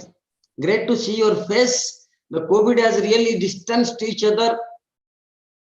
Like all of us temporally, like not temporally, physically, but you know, this this has provided a platform to meet, and you know, may I have the pleasure of introducing Dr. Prashant Shukla. Prashant is currently working as assistant professor of philosophy at the University of Lucknow, and he is a visiting faculty at BITS Pilani for symbolic logic. Prior to this, he worked in St. Stephen's College and Hindu College as a faculty of philosophy. He has completed his doctoral research in postmodern philosophy from Jawaharlal Nehru University and postdoctoral research on classical Greek philosophy from a university in Athens, Greece. So you know, we always look up to the Greece, and Prashant comes from there with his research. He has been recipient of national and international fellowships. His areas of research interest are Greek philosophy, postmodernism, logic, with with some considerable publications in the form of research papers. And he has coordinated one national seminar and one national workshop with the sponsorship of ICPR. May I have the pleasure of inviting Dr. Prashant Shukla to speak for 20 minutes. Dr. Shukla. Thank you, sir, and a very good morning to all.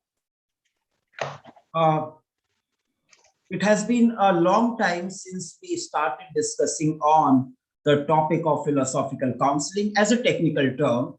I remember the days somewhere around in the second half of 2019 when for the first time I had an opportunity to talk with Professor Bala Ganpati on the possibility of seeking resources in philosophical counseling and then providing some emanations to philosophical counseling from that of the Indian context in particular.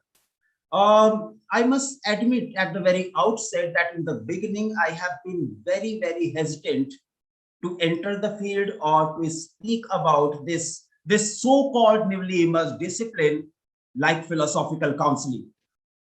There have been several reasons for that. Now, taking the term philosophy in its broad umbrella term, like maybe the philosophia, the love of knowledge, has always bothered me a lot. I have felt that we are just presenting such an overarching umbrella term which might include each and everything under the domain of philosophy. That creates some problems as well. The definition becomes so ambiguous that we are not sure how much and how far can we go in the technical field of philosophy. Well, so goes in the field of counseling as well. When Professor Mishra says that technically every counseling has to be philosophical, so my response would be yes and no at the same time. Yes, everything in a way can be taken as philosophy, but then because of some or the other compulsions, we have to generate a particular kind of compartment in which the philosopher is supposed to move in case the person dares to enter the professional field known as counseling. There have been several reasons for that. We are so aware of the people who are doing career guidance, some kind of social counseling or philosophical or psychological counseling, even social counseling and so on. Is philosophy just joining the bandwagon? Or is it claiming something unique, something different from that of other kind of counselings? Of course, we have to go hand in hand, but there has to be something unique which is being contributed by philosophy so as to call it as philosophical counseling. And it is not the case that the term is coming for the first time in India. I can assure everyone there have been a lot of thinkers who have been talking about philosophical counseling, maybe in a direct manner or in a subtle fashion. I remember the name of Professor N.K. Devraj from BHU. I do remember the name of Professor Raj Narayan from University of Lucknow. And then Professor Raghuram Raju has been giving clear indications on what are the possibilities of philosophy in the professional domain like that of counseling. So there have been so many resources. And well, it is quite surprising that historically speaking, it has been claimed that the first technical acceptance of the field of philosophical counseling in Europe was admitted somewhere around 1980s, if I'm correct, though the idea have been there in the air from 1950s onwards. Now, that gives a sort of surprise to me, because a couple of days back, I was just flipping the pages of the old IPQ journal, and I just saw a paper by Professor Ashok Vora, the ex-head of the Department of Delhi University. And his paper was titled Philosophy, Theory, and or Practice. Well, it was a wonderful paper, and that was published in 1999. I will be taking reference to this particular paper in my presentation. Am I allowed to share my screen?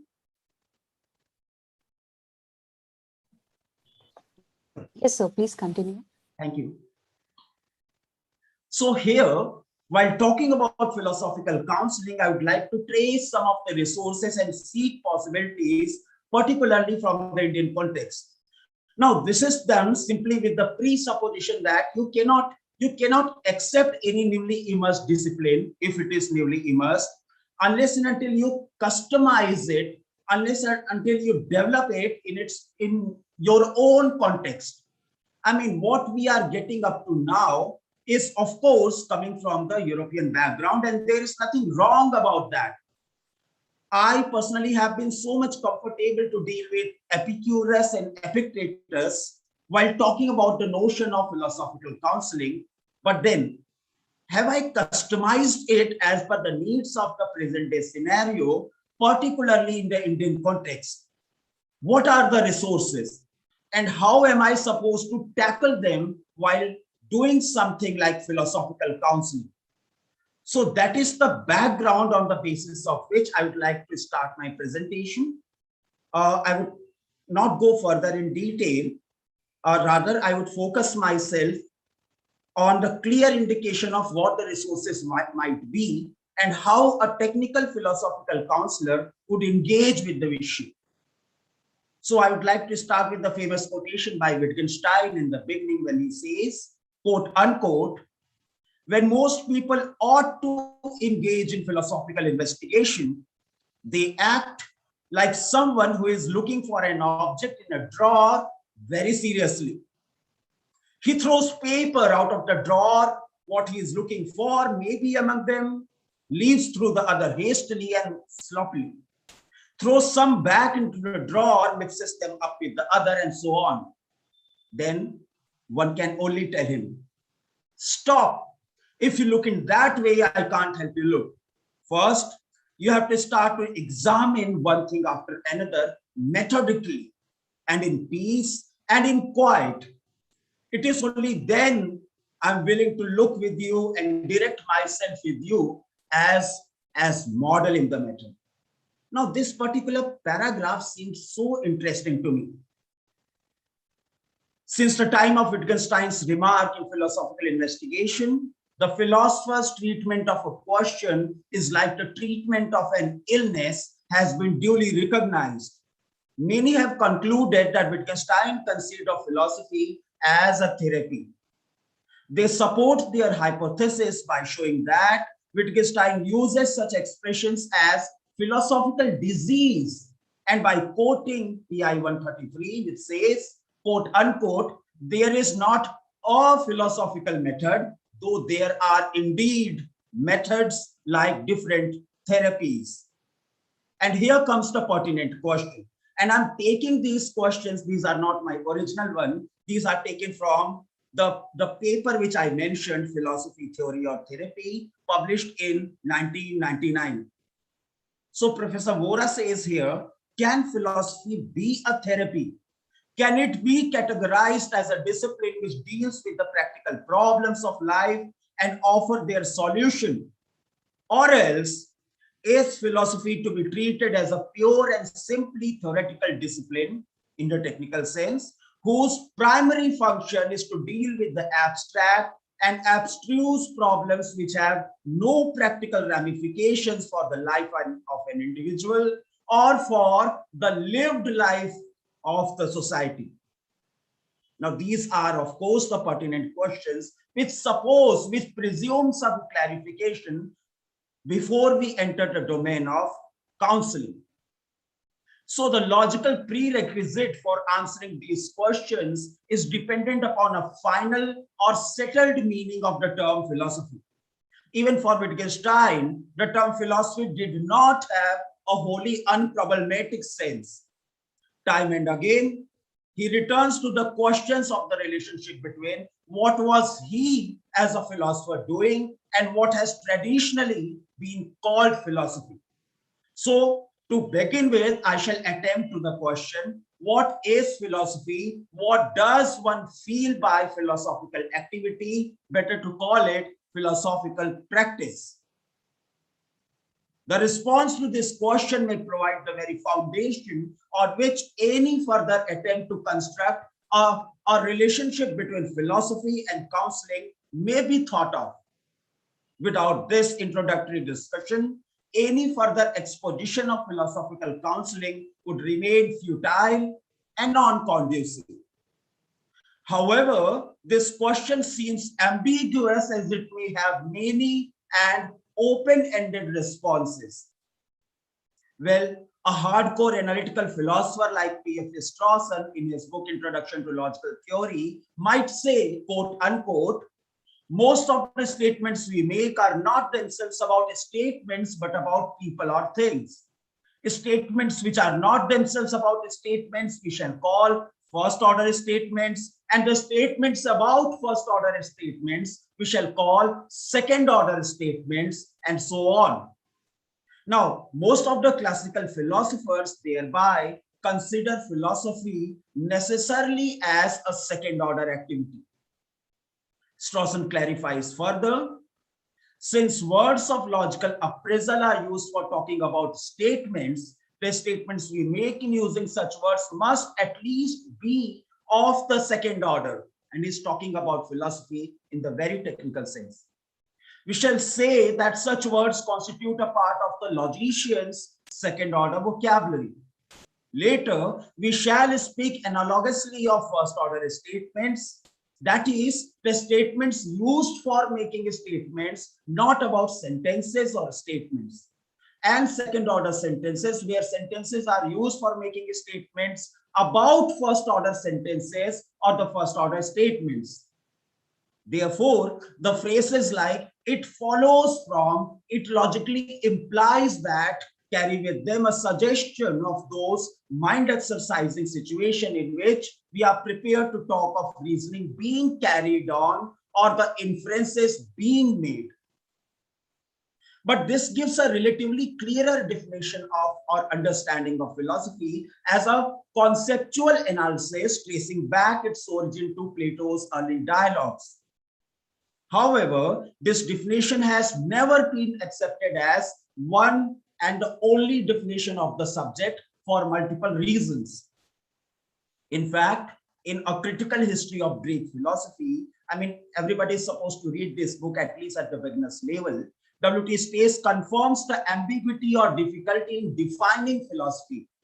He says that, quote unquote, it is not as easy to give a concise definition of philosophy as it is of the other sciences.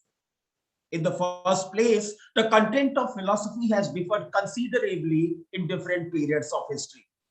What chiefly militates against a history to frame a definition is that the precise content of philosophy is differently viewed by different schools of thought.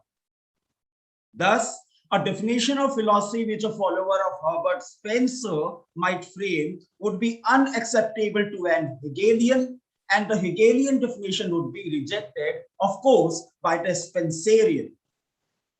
In Philosophy and the Scientific Image of Man, Wilfrid Sellers lays down a bit clearer idea of philosophy as the aim of philosophy, abstractly formulated, is to understand how things in the broadest possible sense of the term hang together in the broadest possible sense of the term. He further says, to achieve success in philosophy would be to use a contemporary turn of phrase to know one's ways around. Not in that unreflective way in which the centipede of the story knew its way around before it faced the question, how do I walk? But in that reflective sense, which means that no intellectual holds are barred. Thus, at least this minimum definition of philosophy may be accepted by all, that it is a reflectively conducted higher order inquiry that is continuous with, but distinguishable from any other type of disciplines, and the understanding it aims at must have a practical force, guiding our activities both in the theoretical and practical aspect. Here, in case the philosophical acumen and activity is to be applied to a field like that of counseling, which essentially uses psychological techniques, it seems necessary at the very outset, at least for me, to divide between the two types of philosophical counseling: the narrow sense of philosophical counseling and the broad sense of philosophical counseling. The term narrow is used not with the reference to the mentality or the approach, rather the scope of the counseling. Here, the concerns and therefore the scope are immediate with reference to the particular client who demands some kind of suggestion, advice, or guidance. We may use the Wittgensteinian sense again, where he says that what he does in philosophy is to show the fly out of the fly bottle. Now, in the Indian context, as Professor Godavari Mishra sir has very aptly put it in words, the Krishna Upadesh to Arjun may be taken as the classic example of this particular kind of counseling, where the indecisive warrior doesn't want to fight with his relatives, but the counselor provides multiple alternatives to solve the perplexity. As we see, firstly, by the binding of the duty named as Purusharth, and if it does not work, it does not convince the client or the counselee, then by the direct show of the inevitability of the events in the cosmic space, what we call as the Virat Swarupa. And even if it does not work, then finally by asking for complete submission of the personhood. Mam ekam sharanam gatam. So there are multiple alternatives and the client is free to choose whatever the alternative is best suitable as per the need, expectations, and the requirements of the client who is actually tackled in the position. But there is also a broad sense of the philosophical counseling where we may agree to take the typical definition of philosophia, love of knowledge. Now here, the concerns might not be immediate, rather of perennial nature, typical of philosophy. It may again be of two different types. So there is a subcategory, as I have presumed. Well, I'm not sure whether this category would work or not. It's just like maybe I'm thinking loudly.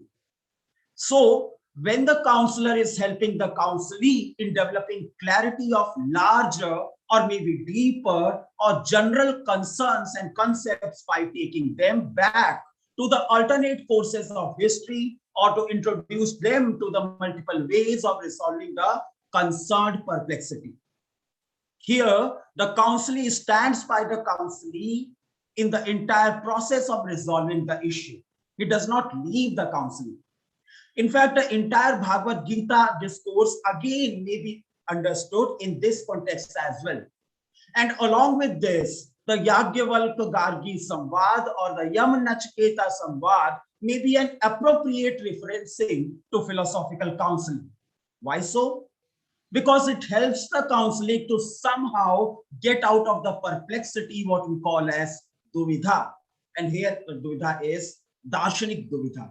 the philosophical dilemma.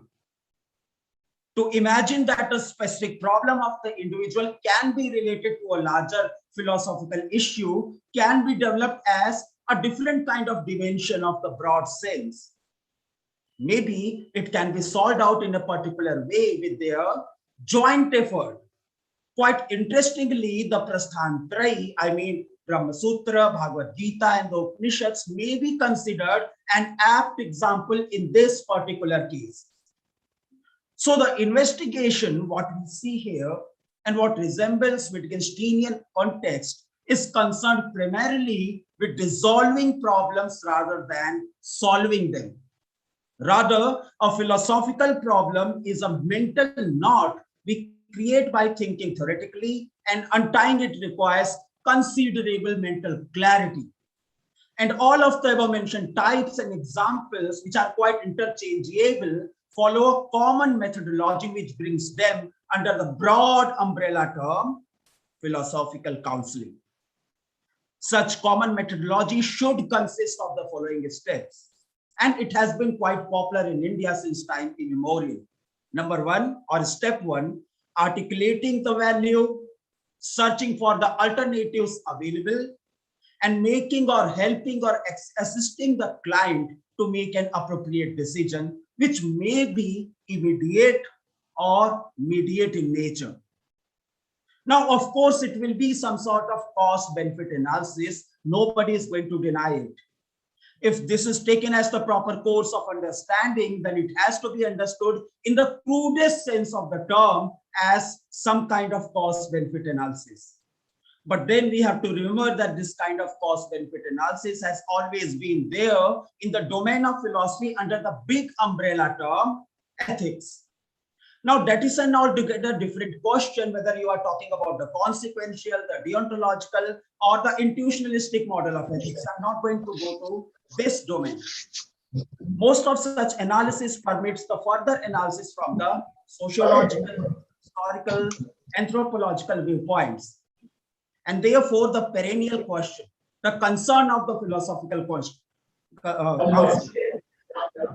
at least this much minimal understanding may be developed at this juncture, that when and if we are allowing the term counseling in philosophy, it has to deal with the values and the concerned dilemma, highlighting the perennial issue, what I ought to do or what would be the most appropriate way of doing it. Maybe this is the kind of dilemma which encourages Plato Socrates to accept aporia or distress as the first step to philosophy. At this point of time, need of satisfaction cannot be a philosophical theory, but the realization that you need satisfaction can be a philosophical exercise. So there are two ways to philosophize which we can incorporate in counseling, either by dialogue or by persuasion. But when do we really affirm that we need counseling? It is extremely crucial here that the realization of the need is felt by the counselee as he or she seeks supports either in deep grief or anxiety or indecision, or there is a genuine difficulty, or maybe there is a sense of inadequacy. Sometimes it may be the case that counselee does not know what to do, but still needs a confirmation from an expert. And here expertise in the sense of being trained, having enriched experience, or a formal training in the area. Therefore, such philosophical counseling may be direct or sometimes indirect. In the Indian context, examples of such indirect philosophical counseling are rampant in the texts like Panchatantra, Hitopadesh, or even the Jatak Kathaen, which are indicative representations of the stories of wisdom, whether we talk about the thirsty crow, the clever fox, the arrogant lion, the word-wise monkey, or the consistent tortoise. Why so many animals? Why we are not just completing, sir? There is a reason why the character in most of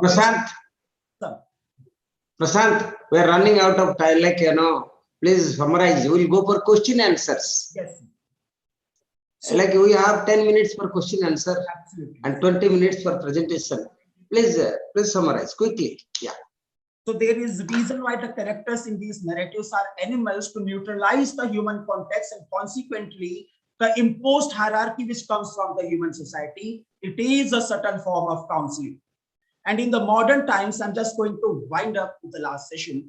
The esteemed commentators on Indian philosophy in general, such as B.K. Matilal and J.N. Mohanty, then Professor Abhiram Raju and Professor Ambika Dutt Sharma, have already given elaborate comments and remarks in favor of the so-called newly emerging area of philosophical counseling, which has a long tradition, a long and rich heritage in the Indian context. So, with the limitation. Thank you. Thank you, Prashant. It was very good. I liked your presentation very much. Now the floor is open for questions and comments for another 7 minutes. I'm sorry I've taken a little longer time than assigned, but no, I had a I read it wrongly. Okay. Yeah. Okay. Mishra, I would suggest that we'll have all the questions together towards the end of all the presentations. Okay, that's also very good. We will have. Okay. We can save some time. Please. Now may I call upon Dr. Shivani Sharma. Dr. Shivani Sharma is very well known. A scholar in Indian philosophy, is affiliated with the philosophy department of Punjab University, and she has authored and co-authored several national and international publications, and also works as a reviewer for reputed professional journals. She is having an active association with different societies and academics around the world. She has made her mark in the scientific community with contributions and widely recognition from honorable subject experts around the globe. Dr. Shivani Sharma has received several awards and her contributions to the scientific community, and she has major research interests, and her interests involve Indian philosophy, aesthetics, logic, and human values, and professional ethics. Over to Shivani. And may I request you to speak for 20 minutes, and then we shall have time for discussion. Definitely. Yes, Sir. Thank you so much. Thank you so much, sir. Yeah. So, with my greetings to my seniors, Professor Mishra, and I wish to begin by thanking the organizers of this international conference for by expressing my deepest sense of gratitude towards them for giving me this opportunity to contribute and participate in the challenge of raising the youngest child of a family, that is philosophical counseling. So I'm sure that deliberations done today, undertaken today, will set a future course for this upcoming subject. And of course, there may be there may remain some apprehensions about the uniqueness of philosophical counseling to contribute and to suggest what it can offer to us. But I still think that genuine attempts like just as organizing such an event at such a wider and broader scale, I think this will help the ball rolling. So as I was wondering what to present and how to begin. So what the first reflection that I had was that probably this knowledge, realization, and transformation could be. I'm not saying that they are the all, we can add up to the list of objectives of philosophical counseling, but yes, to my little understanding, these are the fundamental objectives. These should be, and these could be the fundamental objectives of philosophical counseling. And to my surprise, what prompted me to opt for this is that not every piece of knowledge converts into transformation. It does not lead us to transformation. Not every piece of information, becomes our realization. So what is it that, upholds this principle of transformation so unique that it reminds us of Duryodhan, Janami dharmam nachame pravritti. So what happened to those, many of us, in fact, we also, there are fundamental questions which I'll be just bringing them in. So when I was thinking of this possibility of transformation, yes, I was looking up for the cases, what could be the possible cases of people around us, which can be, claimed, which can be marked that, yes, these are the cases of, knowledge converting into realization and then finally leading to transformation.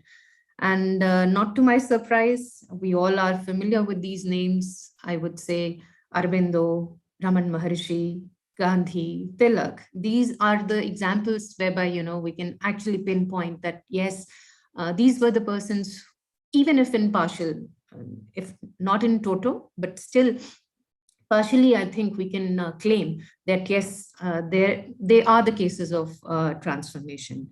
And when it comes to Tilak, we do find that, yes, he was the one, even facing sedition charges, he was, with the kind of response that these people gave to gravest crisis of their lives, when he was facing sedition charges, he responded to his friends that already British have, made this entire nation as a prison. So how does it matter if they are putting me from one cell to another? So these kind of responses, I think, give us a blueprint.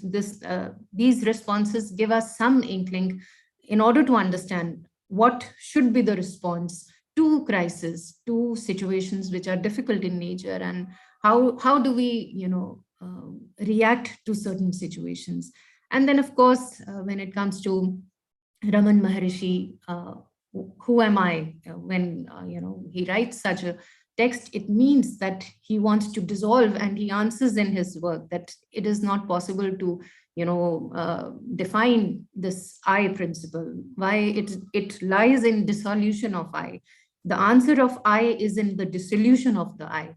And then we have Gandhi, the journey that from Mohandas to Mahatma, it is a journey of transformation. And he also, we find him, when he writes it, that it was not easy for him to, be free from the shackles of lust. He himself confesses the kind of courage that he has exhibited. I think it is not less, we can't say that it is less than transformation of the self that he experienced. And also Gandhi and many other, they restrict their lifestyle to a very disciplined set of habits. And of course, they recommend, when it comes to Bhagavad Gita, they already they recommend that abhyas and vairagya. These are the two patterns of life that they have adhered to, and which probably led them to have a transformed self. So we all know that the Indian tradition has two forms of lifestyles. One is pravritti marg and the other one is nivritti marg. One endorses participation in life, social life, personal life, all kinds of, and the other one, nivritti marg, endorses renunciation, a form of renunciation from all these activities. And of course, there is a third one, the bhakti marg, whereby, you refer to celestial kind of a love, and it seeks liberation.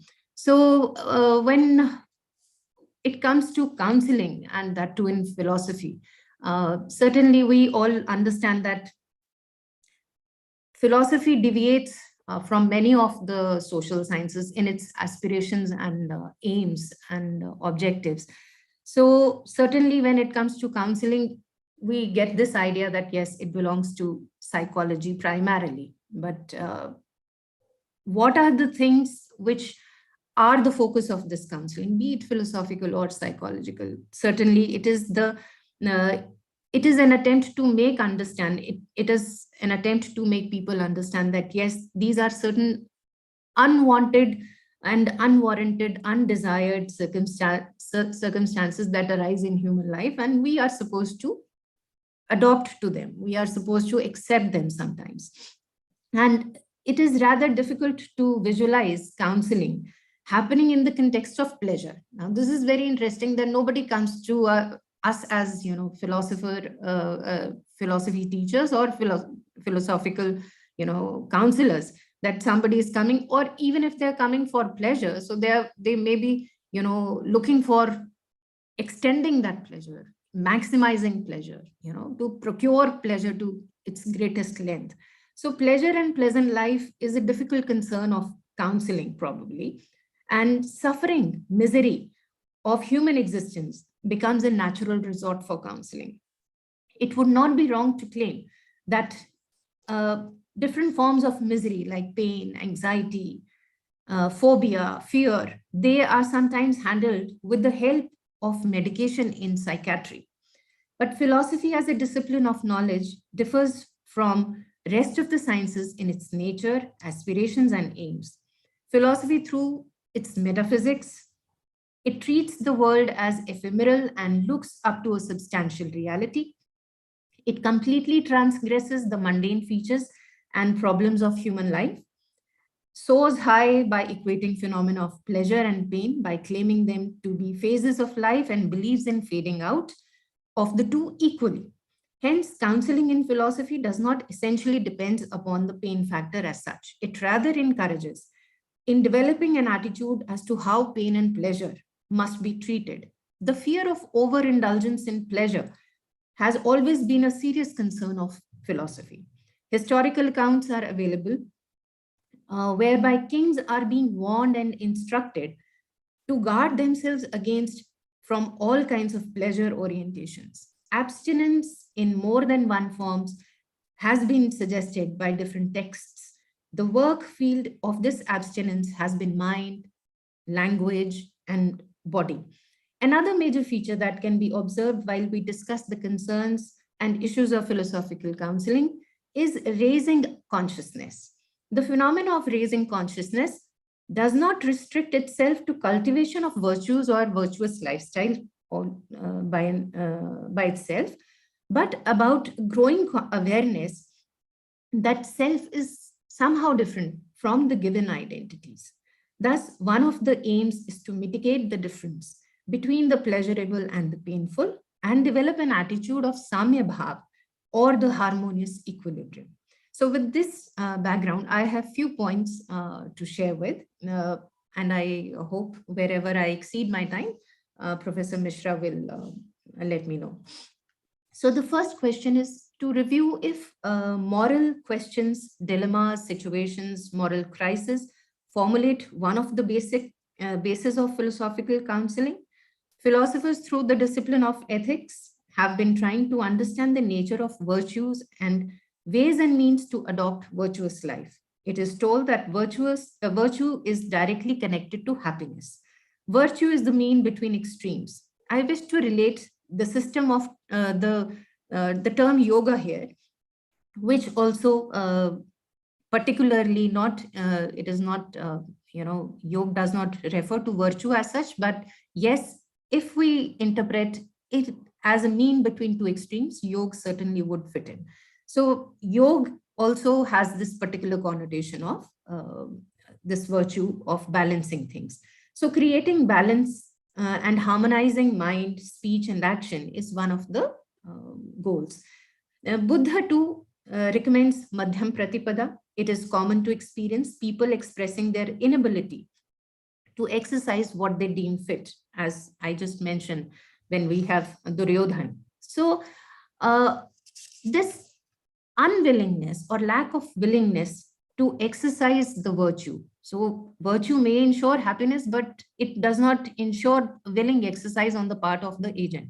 So what is it that moves us? So it is probably the words of wisdom, knowledge of the real and the unreal, that is the Viveka Jnana, and realization, that is realized knowledge results into spontaneous transformation. It is important to note that knowledge itself does not convert into realization. There is a connecting link which helps the realization dawn upon. It is Shraddha. Had Arjun not been Shraddhavan towards Krishna, it would have been difficult for us to see the color of Bhagavad Gita that we see today. Shraddha must be carefully interpreted here. It involves active, rational reflection on the part of the receiver of the ideas. Bhagavad Gita claims that Vidhi pranipatena pariprashnena sevaya. A form of submission is required which can occur only out of trust and devotion. A counselor is approached not because of what he charges for his sessions, but because of the trust she built in with her client. We do find Upanishads referring to Shreyas and Preyas, and the choice between the good and the pleasurable. We find Upanishads referring to Jived Varsha Sharada Shatam. A life of 100 years is one of the prayers, but philosophical inquiries of this tradition majorly begins with Athato Dharma Jigyasa, Adhato Brahma Jigyasa, Dukkha Vigata. Three forms of suffering, Dharma as a concept, Brahma as a concept. These are the fundamental concerns of philosophy. So my point is that as counselors, one must try to see if the problem at hand can be reduced or can be concluded in these three parameters. Can it be reduced to any of the three? So second point that I wanted to bring it to your notice, that if conceptual analysis could be one of the methodologies of philosophical counseling. How? Purv Mimamsa, Professor Mishra was also mentioning about it. Purv Mimamsa establishes that the word has capacity to motivate. Word has the potency to engage us into activity. The word entices us into action. So the word of a counselor could be of a great help, not only because she will be neutral in interpreting the problem, but also being empathetic. We as students of aesthetics, I'm very sure that we all are, taught about this empathy, being empathetic, not being sympathy. Aesthetic experience cannot be generated until unless we are in empathetic mode with the actor or the writer or the creator or the artist. So, and also if we find T.R.V. Murthy has to suggest that philosophy may be defined simply as a critique of language. The way, the phenomena of knowledge, what I can say is completely connected with what I can know is completely connected with what I can say. So in a way, I think even Buddha being, an empathetic soul, we find many references that this principle of empathy distinguishes us as students of philosophy, as counselors also. It gives us an edge to be more deeply connected with the client than other forms of counseling that we see across. Third point that I wish to bring it to your notice is to relate this knowledge to realization and show if the latter is a spontaneous outcome of the former, that is the knowledge. In order to elaborate this point, it is the counseling that we provide to, we as counselors, sometimes we also need, to look out for, some further counseling. We are not, we as teachers keep analyzing things in our classes, but that doesn't make us counselor. In a way, I have my reservations that across the globe, those who are into philosophy, they are in a way counselors. Why? Because they have developed and they have generated skills over a period of time to analyze concepts, which is the core of counseling part also. So I found a reference from Chandogya Upanishad. There is, this Narad approaches Sanat Kumar, and he, he's very sad with this thing that he even has, gone through 16 Vidyas, but still he's only Mantravid. He has not gone Atmavid. So even the counselor has to make sure if he is an Atmavid or he's just a Mantravid. So being educated is a different issue, but being experienced will probably make a lot of difference to the process of counseling in totality, in a holistic manner.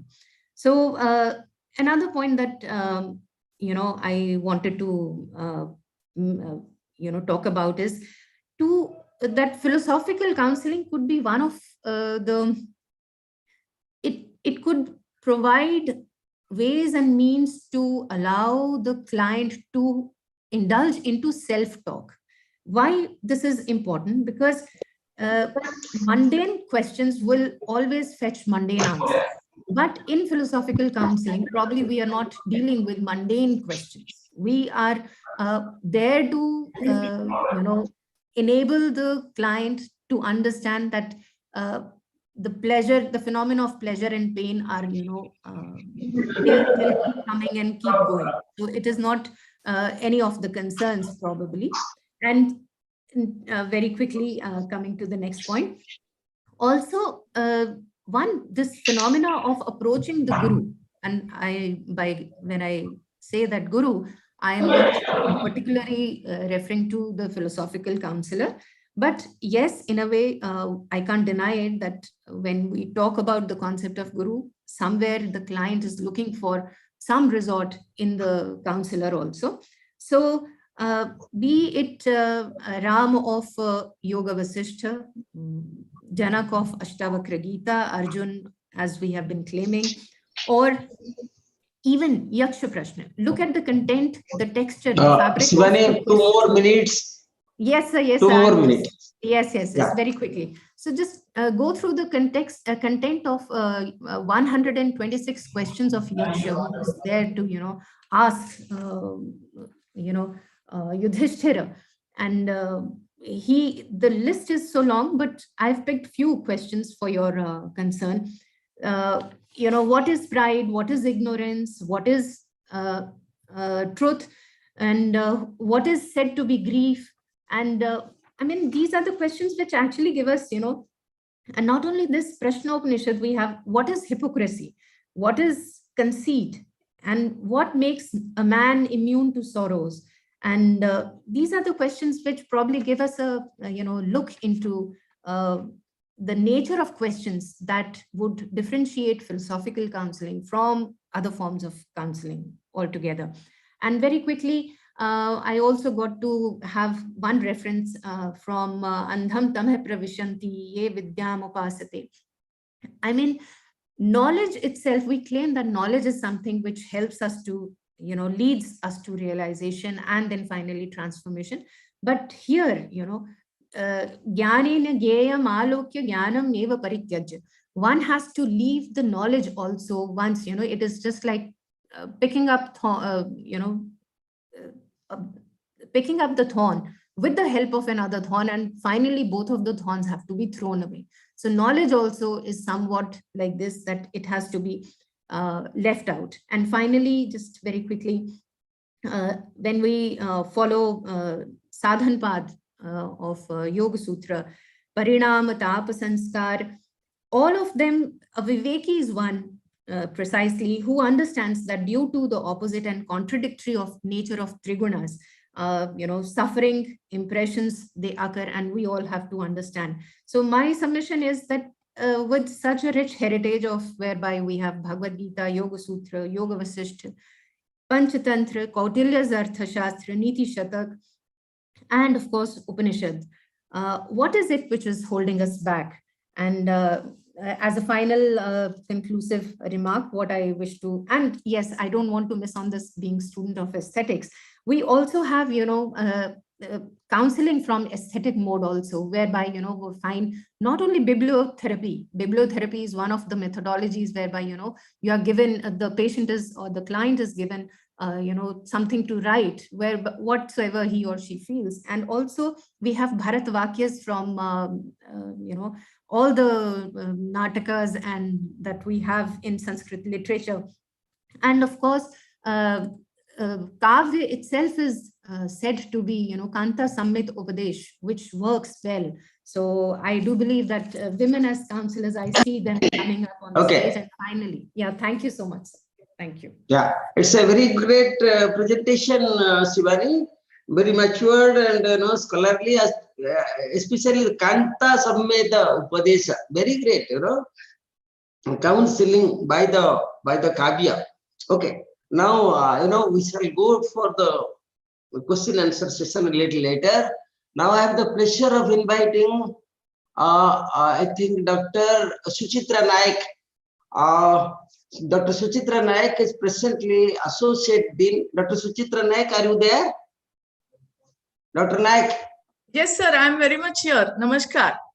Okay. And Dr. Suchitra Naik is an Associate Dean, University of Mumbai, and Principal of BPM's K.G. Joshi's College of Arts and N.G. Bedekar College of Thane, University of Mumbai. Like, how are you managing so many things? Must be like an extraordinary ability you have, madam. She is an associate professor of philosophy and has long-standing teaching, counseling, and research experience spread over nearly 3 decades. Her key contributions include teaching philosophy to undergraduate and postgraduate students. She is a counselor to several teenage students. She has provided consultancy to a few institutions in establishing counseling centers and is the head of counseling center at her college. In addition, she is a committee member of Marathi Sanshothan, a co-opted member of the Board of Studies in Philosophy and Logic, and a resource person at UGC HRD Center of UOM. I do not know what UOM means. I thought it is University of Madras.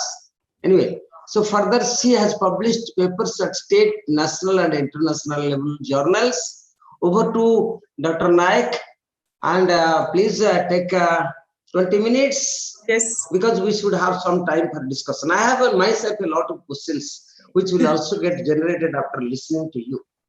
Okay, over to Dr. Naik. Dr. Naik. Thank you, sir. Just a minute, I'll adjust my PPT. Am I audible, sir? Am I audible? Okay. You are well audible. Yeah, please go ahead. Yeah. Please unmute yourself. Dr. Suchitra ji, unmute yourself, please. Yes, sir. Yes.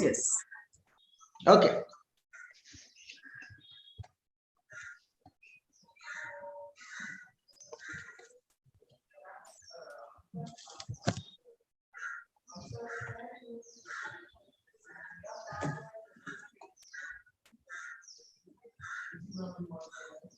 Respected chairperson of the session, Mishra sir, Bala Ganpati sir, my co-panelists Dr. Shukla, Dr. Shivani. Thank you very much for giving me this opportunity to say a few things. Greetings to all the audience and all the participants about Bihu, Lohri, Pongal, and Makar Shankrant.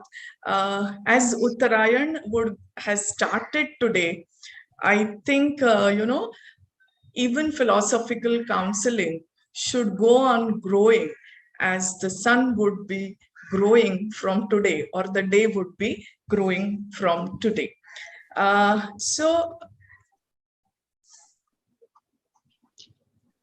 Yes.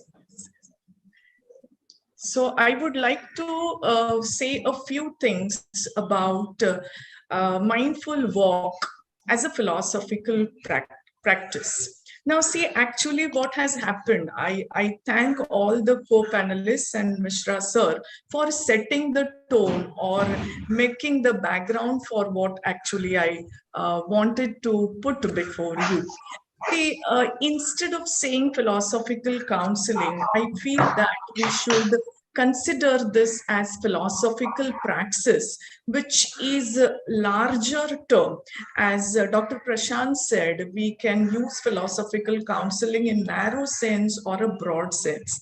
So I think I would like to refer to this broad sense, which is philosophical praxis or finding out different practices. As Shivani madam said, what is more important is realization. and not just transfer of information. So precisely in order to bring out this realization, how exactly we can convert the traditional wisdom or philosophical wisdom, what could be those modes, what could be those tools or methods which can help us to help our counselee, or I would rather say, co-walker, okay? I mean, the realization can dawn upon both, because basically counseling or transformation, I believe, is a kind of mutual or reciprocal process. So maybe under this philosophical praxis, there are many things which are there already today. As we all know, deep philosophy is there, aesthetic practices are there, philosophical cafes have been opened calling nirvana in Europe and in some parts of India as well. So philosophical counseling is one, logic based therapy is there are certain spiritual practices, and one block is empty. I think it is duty of we all philosophers, or rather obligation of all of us, to try and find out what more practices can be developed in this line, which would help our counselee, which would help people who want to bring transformation or who want to experience state of wisdom. Because I read one comment, we have so much of traditional know-how, do we really need this type of practice? To this my answer is, we need to convert this traditional know-how always and whenever possible, as per the demand of time, as per the demand of needs of generations. Okay, so as we all have been talking for many days, as Bala Ganpati sir mentioned in the morning, that how all this started with a small interaction or small course with APA, and how things have really grown well in a very positive direction. So all these are basically endeavors to unlock philosophy from ivory tower. See, as far as Europe and Western world is concerned, we know that Achenbach or even Dr. Grimes or Lydia Amir, who would be also joining, Louis Marinov, all of them have tried to unlock philosophy from ivory tower. So basically, I feel it's not one extension of philosophy, but it is all about how to make this philosophy practical, rather than using how to use it or apply it in our day-to-day life. We need to understand how philosophy can help us to lift up to different standards, to different values. And that is how I think this all endeavor is going in the direction of unlocking philosophy from ivory towers of intellectualization and academics. Now, say, so it is in a way giving rise to new academic paradigm, that is of theory, as Dr. Prashant mentioned, or Mishra sir was saying. There is a lot of theory, but we need to understand what are the contours. These are the concerns, because we already have psychotherapy. Psychotherapy is already yielding good results. So do we need this? How far, how much to use philosophy, or what is the role of philosophy? That we need to understand. And for that, we need to raise different theoretical models, as well as we need to understand how these models can be applied when it comes to the process of transformation, when it comes to giving direction to lives, not of others, but our own. So I think this is upcoming paradigm where we need to understand from theoretical as well as from applied point of view. Now see, one look at traditional knowledge can tell us, philosophy, if Socrates is regarded as father from Western tradition. So Socrates used to walk in marketplace, just I'm making a passing reference. Now, similarly, Upanishads, we all know it is sitting together, having dialogue. And through this process, n number of models of good life have been generated, have been created all over the world in various traditions, in various cultures, in various civilizations. So to name a few, Epicurean model of good life, Buddhist model of good life, Sarvodaya or Antyodaya concepts given by Mahatma Gandhi. These are a few models, ideologies created in the history. And these are just a few examples. As we all have been listening, there has been, there is a treasure of such examples in our tradition. Now, as the title suggests, I would be talking something about, a simple reflex of humankind, which is also animal reflex as well, a walk. Walking comes in almost all cases, in case of almost all human beings, it comes very naturally. This is one of our inborn tendency. It is our reflex. And slowly and gradually, this reflex gets converted into actual, sometimes thoughtful walk, sometimes casual walk, sometimes fun-driven walk, sometimes, goal-oriented walk. Now, I'm sure all the youngsters who have joined here today, they would be knowing how marathons are making news every other day. So this exercise is somehow catching momentum in modern times due to very obvious reasons. It has certain physiological advantages, it has certain mental advantages, and people who are indulging in it for a very, very long time, they also say that there are spiritual advantages. Okay, so we all know, there are phrases also: walk away your worries. If you are worried, if you are stressed, just a crisp walk can help you to overcome your stress, so on and so forth. Walk a day keeps the doctor away. This is perhaps the mantra of modern times. Okay, but this simple act of walking, when it is converted in a thoughtful act, okay, we can call it as a mindful walk. So when we say mindful walk, what it actually means, it may be characterized as rhythmic walk when we focus on our inner feelings, emotions, or inner reality, I would say, and also match it with external reality, because we need to be focused inside as well as outside. And as Shivani madam talked about this balance, so when we balance both the things, maybe we can consider it to be a mindful walk. So, where entire mind, body, and soul are involved in this activity, then, this simple reflex gets converted into something different, into some very different type of, it takes us to very different level of reality.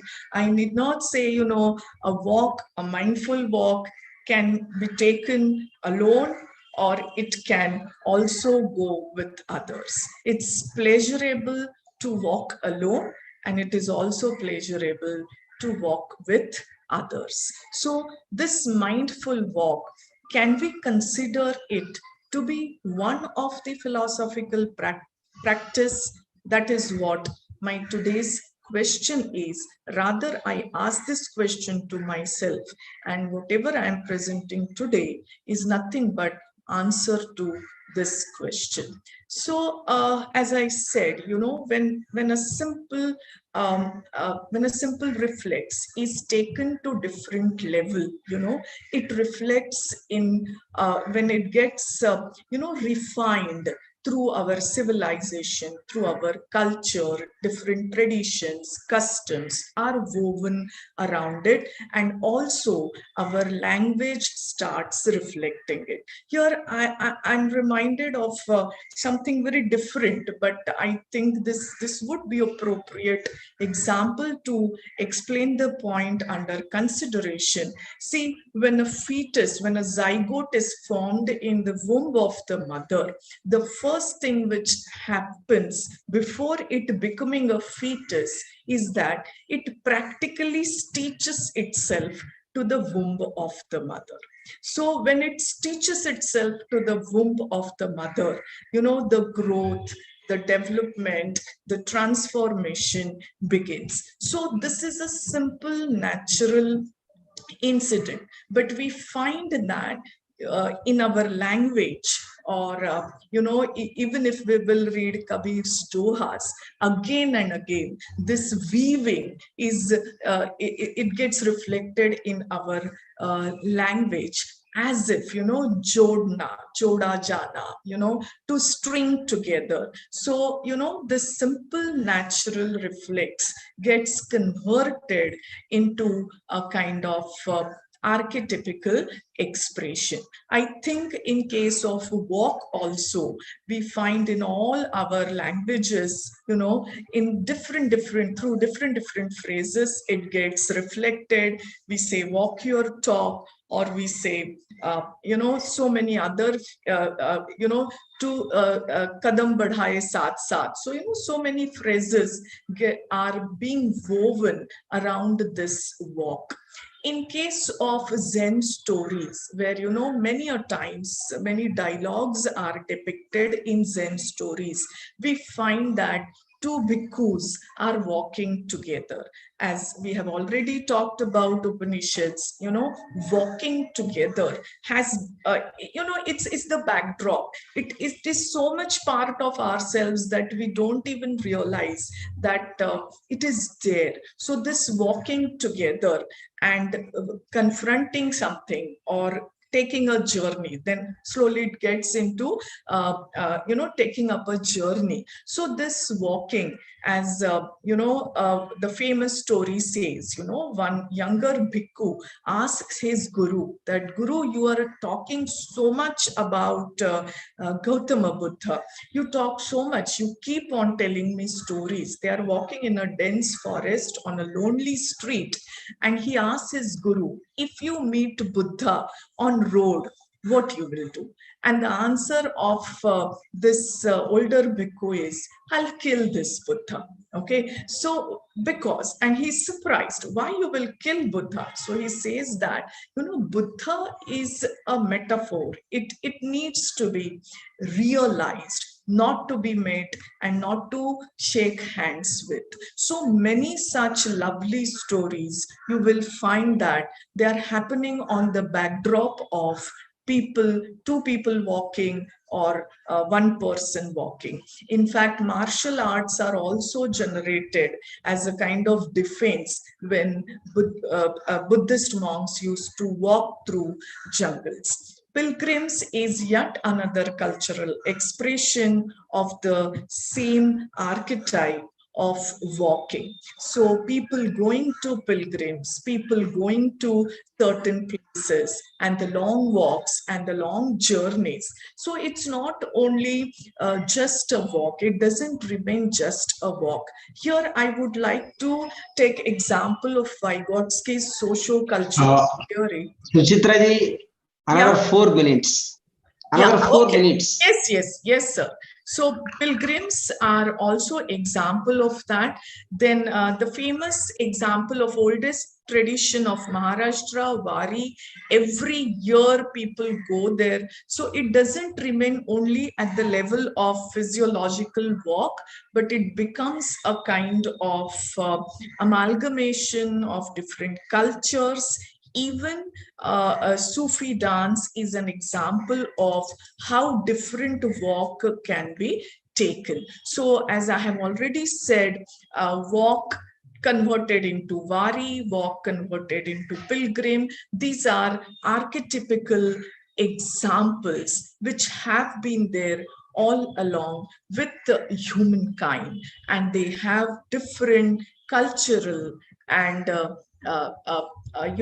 they get reflected into varied traditions. Now, culmination of it is, slowly this kind of, walk, when taken very, very seriously, turns to spirituality, or it can open up different levels of reality in you, and that is culmination into spirituality. I am aware that this is one very important question. I mean, can there be two watertight compartments? Can these go as two watertight compartments, philosophy and spirituality? Or like many other fields, they have certain commonalities. And I believe that, yes, they do have certain commonalities or certain philosophical, practices ultimately culminate into spirituality. I would like to actually conclude with this, Ekla Chalube or Chalabai De Santa Mirabai has, she was of, in this world, but she was never of it. She walked alone her way. So this walking alone, or Ekla Chalore, the famous Bengali poem, or it may be with others, it may be Dandi March, but this walk definitely has, immense significance as a philosophical praxis. Now, in this, I have asked myself 4 questions. Is this practice deep enough, which involves your entire system? That's your physical, mental, so, well, I mean, being, are you deeply involved? I think the answer is yes. Is this practice having any transformative power?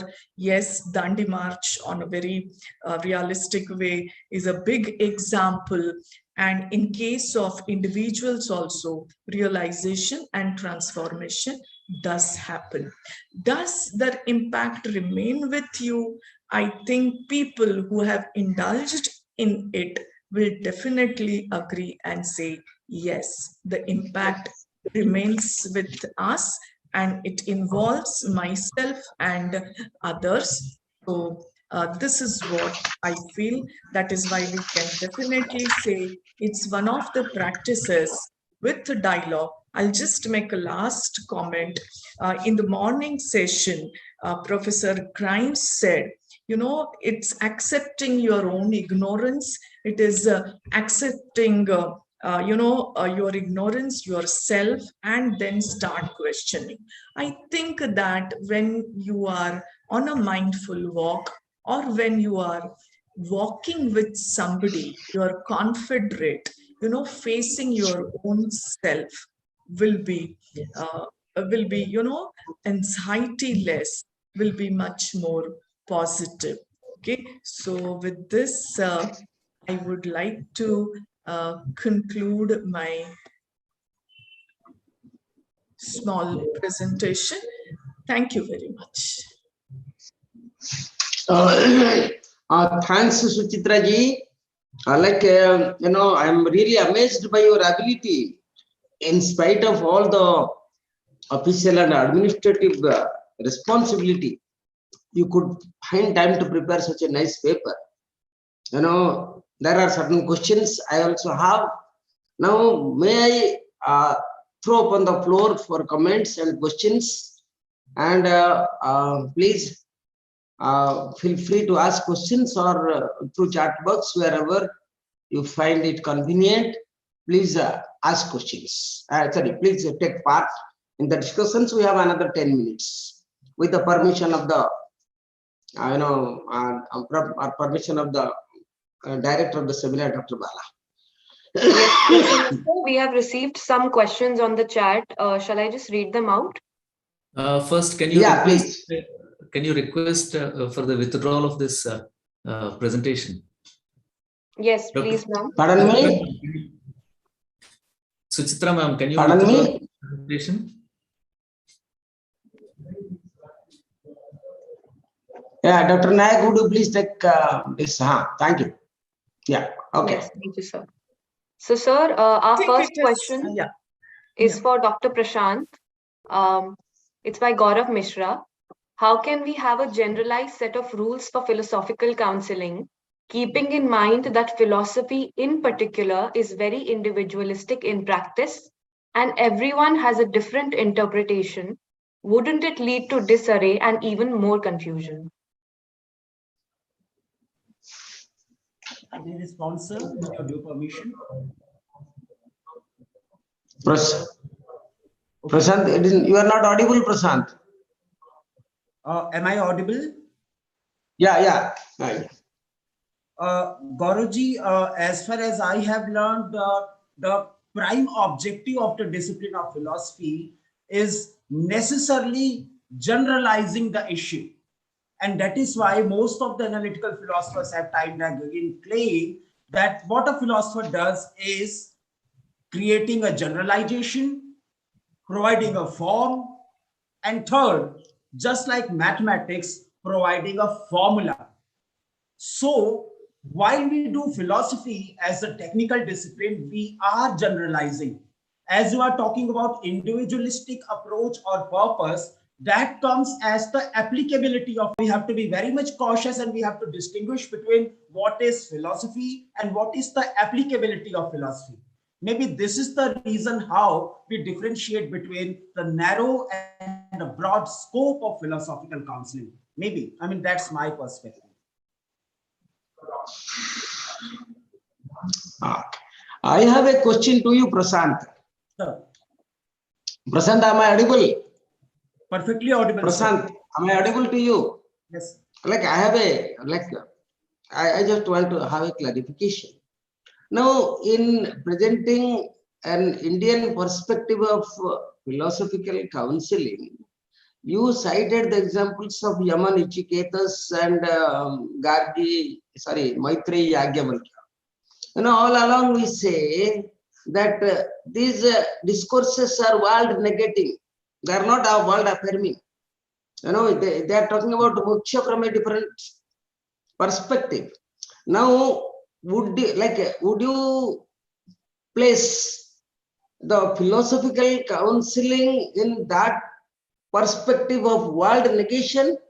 If that is so, my question is, it is just like telling that, you go to a doctor and doctor says that your problem will go over after your death.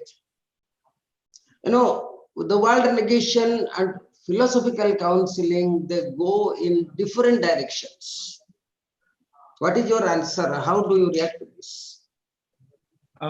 Thanks a lot, sir. It's a very enriching remark, and I do remember the case of the commentators like Albert Schweitzer and Dale Reeve, who most of the time make this kind of remark in Indian philosophy, claiming it to be otherworldly, transcendental, or soteriological in nature. But then I would like to defend myself with the position as taken by Dr. Radhakrishnan and particularly Dayakrishnan, Three Myths of Indian Philosophy, where he claims that it is absolutely Prashant, very simple question. If we take the examples of Yaman Ichyketas and Maitreyi Yagyavalkya, would they be spoken of as philosophical counseling? The answer would be yes. The answer would definitely be yes. Okay, how? Like they are world negating. It is just like telling, okay, your all problems will be over once you become you are out of the world. What is your answer? No, the thing is that I would like to compare it with the discipline of mathematics. I mean, I have been told trigonometry and the formulas may be or may not be applicable in my practical life, but it gives me an enrichment, a refinement, which is the trait of Indian philosophy as the Parishkar Vidya. So if realizing what is it? Parishkar Vidya, the art of refinement, sir. So What is that? What Vidya? The Parishkar Vidya, the art of Oh, refinement. Parishkara Vidya. Okay, okay. So in that case, What does Parishkara means? The art of refinement of my knowledge so as to get mental clarity. Now, if I can have this kind of understanding, that gives me a kind of tatastha bhava, which means I can not only look at the problem, but I can see the problem as an impartial spectator. There is fair enough chance that if I can look at the problem in this particular manner, as proposed by the philosophical acumen, I would be able to tackle with the problem in a much refined manner. I mean, there is the possibility and there are degrees, and that is why the distinction between narrow and the broad sense becomes important for us. So that's my perspective. Okay. I'm not sure how much. Okay. Thank you very much. It's a nice answer you have given. Yeah, please go ahead with the other questions, madam.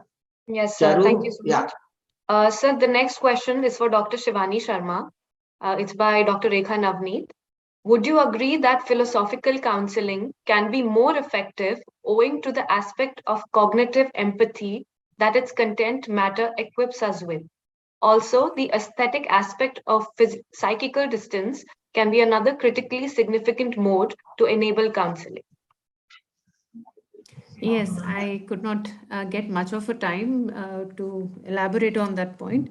First of all, yes, the empathetic mode is the uniqueness of, I can say that it can be the unique contribution of philosophical counseling while dealing with the, issues at hand in a philosophical discourse in the context of the client. And the cognitive ability is a natural outcome because we, as humans, we all have we all experience affective modes of life. So even if my toothache is not similar, is not identical with your toothache, but still we have the sense of, we have an idea of the similarity of the experience. So that certainly helps. And that is why, I was trying to say that, yes, Buddha was, he got empathetic with the suffering of the old man that was dying on the streets. And in fact, it is the principle of empathy, all the, values in Buddhism, Karuna, Maitri, Upeksha, these are the virtues that, are specifically taught in philosophy. Not that they can't be universal values, but when you undergo Buddhist ethics, so these are the foremost principles that we get a chance to be introduced with them. Thank you so much, Dr. Shivani, for that answer. And thank you all for a wonderful presentation. Yeah, and I would also like to add here about the psychical distance that I mentioned, that in a way, I feel that we as learners in philosophy are in a way better equipped to handle this without actually going there and yet feeling so relative, because psychical distance can be elaborated via intersubjectivity, etc. And we can have that sort of an empathy without literally losing the autonomy of the other. Absolutely. Yeah. So thank you very much for that. And if I can, with the permission of the chair, ask the question that I had for Dr. Prashant Shukla, can I ask that?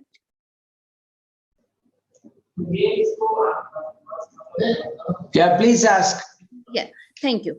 So, Dr. Shukla, I was just wondering if we could use Wittgenstein's usage of the language, that reference, and say that because for Wittgenstein, linguistic activity was the most important thing, and what we are doing in philosophical counseling or otherwise also philosophy as a methodology is that communicating.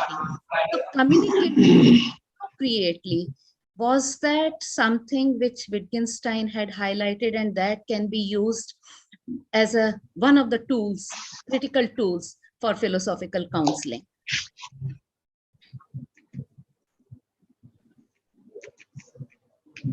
Yeah, Prashant. Thank you, ma'am, for your remark. And it was exactly in response to this question that I refer to the particular quotation of Wittgenstein where he says that the task of philosopher is not to bring the fly out of the fly bottle, simply to suggest a possible way by which fly can come out of the fly bottle. Right. So what a philosopher is supposed to do is that it's like catering the entire possibility in front of the client. So this and this and this are the possible options which might cater to your need. Now it depends upon your individualistic condition or your context or your understanding which particular option you would like to choose. And in case you choose this particular option, such and such may be the consequences or the repercussions if you are willing for that. So I will absolutely agree with Wittgenstein up to this level. And later on, when he goes to the arena of fideism, I believe it becomes more synchronized with philosophical counseling. Right. I hope you agree with that. Right, I do. Okay. Thank you so much. Okay. Okay, there is a question from Dr. Savari Raj. To live is to walk in beauty. Appreciation to Dr. Nagarjun and appreciation. Okay. Charu, would you please spell out the other questions? Yes, sir. We May have I a question. ask a question, Dr. Mishra, to Yeah. Dr. Prashant Shukla? I am Alok Tandon speaking. Oh, Alok, I saw your, yeah, I saw your, please ask your question. Yeah, We are waiting for suddenly that. a question came to my mind to ask to Dr. Prashant Shukla, because in his presentation, he's talked about Bhagavad Gita and the role of Krishna as a counselor, as a philosophical counselor.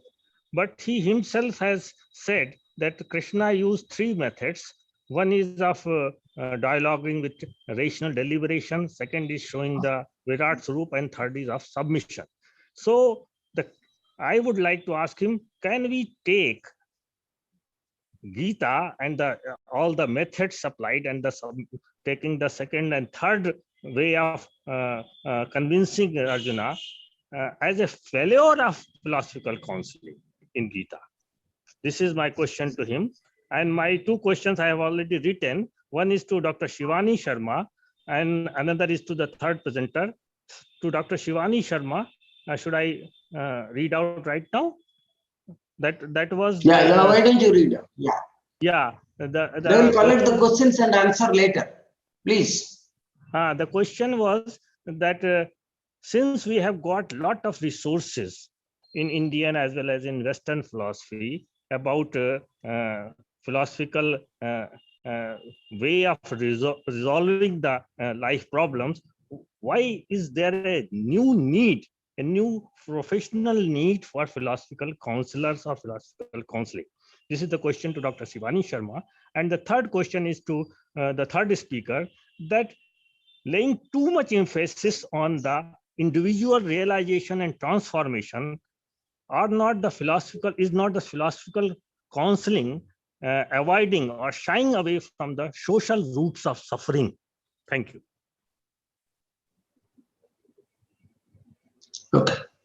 Okay, now Shivani, Acha, now Prashant, very quickly. Very quick response. Dr. Tandon, this was precise question which I was expecting from you. Yeah. And thankfully you have asked this question. So what I want to say is that as a counselor is just providing just like a menu card in the restaurant, and then these are the recipes which are available here, and once the client chooses one of the option, does it make the failure of the restaurant? I'm not sure, because these are the possibilities which are provided by Krishna. If any one of them is chosen by the warrior, the end decisive warrior, I don't presume it can be taken as a failure of the Upadesh. So that's my perspective, sir. Okay. Okay, okay. Thank you so Shivani, much. would you please answer? Like to. Yeah, I think, thank you for the questions, Alokji. Now, there are two questions. What is the need of philosophical counseling in a new form, new avatar? And second, if we are running away from, while we propound philosophical counseling, are we trying to run away from social suffering, and we are being too individualistic in our approach? So to the first, I have two responses. One is the need of philosophical counseling now, although I have certain reservations with regard to it, but there are teething troubles, we have to accept it. But still, I think if it comes to talk about generating a marketing value, I would say it is better to differentiate between the spiritual gurus out there in the market and divert the route to philosophical counselors. It will be in some shade better than I don't say that all the gurus existing out there are I mean, there is something which is missing in them as philosophical counselors. So, philosophical counselor would not force his or her clients to follow a particular spiritual path. Rather, there will be availability of options given to the clients to follow whatever, according to the taste, according to the taste, according to the cultural backdrop from where, the client may approach the counselor. And to your second question, that social suffering, are we trying to avoid social suffering? I would rather respond it to this question in the way that we have not yet so far, have seen any success. So there is rather there is no point in saying that we are trying to avoid. This is unavoidable. You can't have, जैसे अभी professor Mishra ji भी बोल रहे थे, that there are certain questions which actually are resolved once we have left the world. So we are not, in any case, we cannot. This is like, man is created to be free. So I hope that I've answered your questions. Thank you.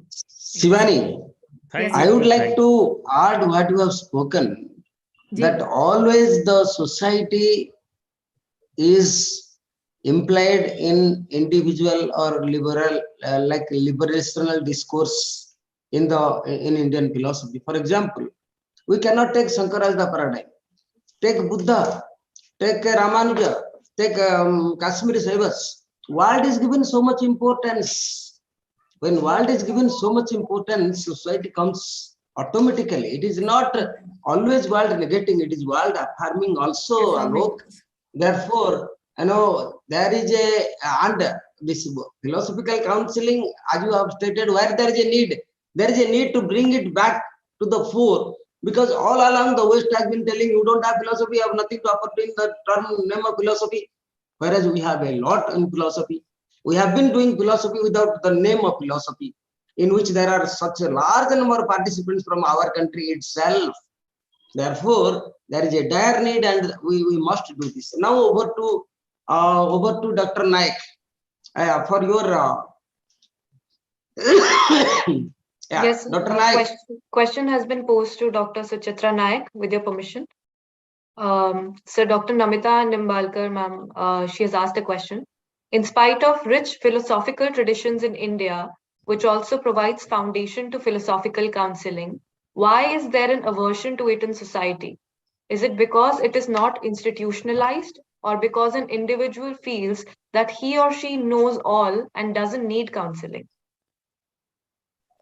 So, thank you very much for the question.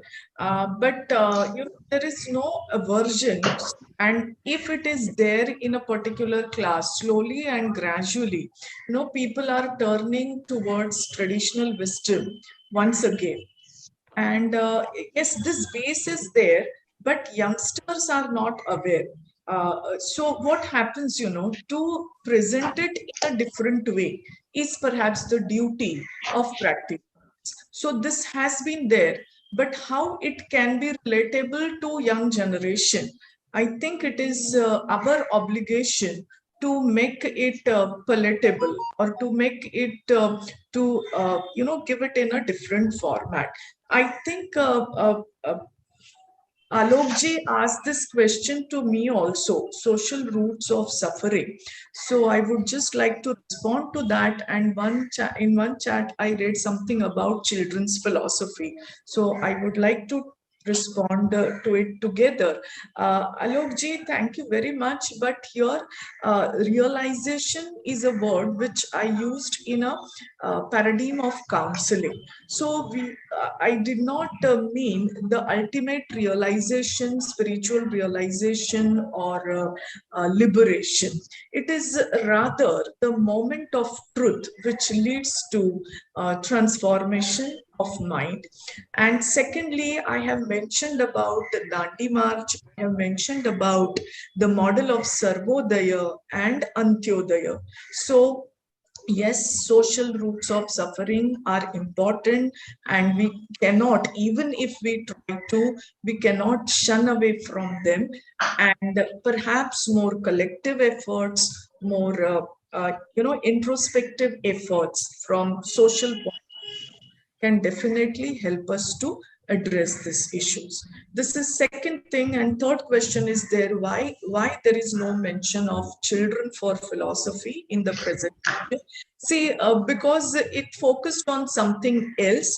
But again, I would like to give examples from our tradition, like in Bengal, there always used to be Kathaks, or in Maharashtra, there are Vasudeva tradition, or, telling children stories, which are nothing but ethical, moral truths, or they are about philosophical points. So children have certain way of accepting the wisdom. So perhaps storytelling is most conducive way as far as children's philosophy is concerned. And there again we have very rich tradition. Of course, we need to again present it little differently and make it more relatable for children. Just one example, the Beam serial, the modern Beam, is quite popular among young buddies. So I think that is a kind of philosophy for children. Now, pedagogy of how to teach children, pedagogy to discuss, what would be philosophy for children is a different domain, and there can be meaningful discourses, discussions in that domain. So thank you. Okay. Are there any questions? Like there are some questions to Shivani. Can deny, like you have already answered. Yeah, Osho is a great counselor. I must say one of the persons very little understood. Oh, I'm sorry. This answer also, was meant for yeah, you Gaurav. have already Question. answered. I'm sorry. Yeah. So friends, one thing just I wanted to add to what Dr. Naik is telling is, to unlock the philosophy from the ivory towers is what has been happening everywhere till today. And this is also another attempt. What is happening here in the name of conference is to unlock the philosophy from ivory towers. And who are the participants in unlocking process? Are many. You have given the names. I would like to add Buddha, unlocking Shankara, Ramanuja, Madhva, trying to make philosophy applicable to their times. Okay, what is all this for? What is Buddha telling? What is the use of philosophy? Philosophy has to be in such a way as Buddha says, come and see. Ehi passika. Ehi passika for what? In and through the things of life. It is celebration of life with and without things, in involvement and renunciation. And thank you everybody for taking part in this session. Thanks to Dr. Balaganapathi for organizing such a wonderful seminar and giving us the opportunity to participate. With these words, over to Dr. Charu Thaplial. Sorry, I could not read your name properly. That's okay, Yeah. sir. It's Charu Thaplial. But thank you so much, Yeah. sir. And thank you to all the speakers here. We all surely benefited from your words, and we have received a lot of comments about people who want to read the papers. So we will surely be sending them to everyone who is interested. I would like to quickly invite Dr. Vikas here, who will brief us a little bit about the parallel presentation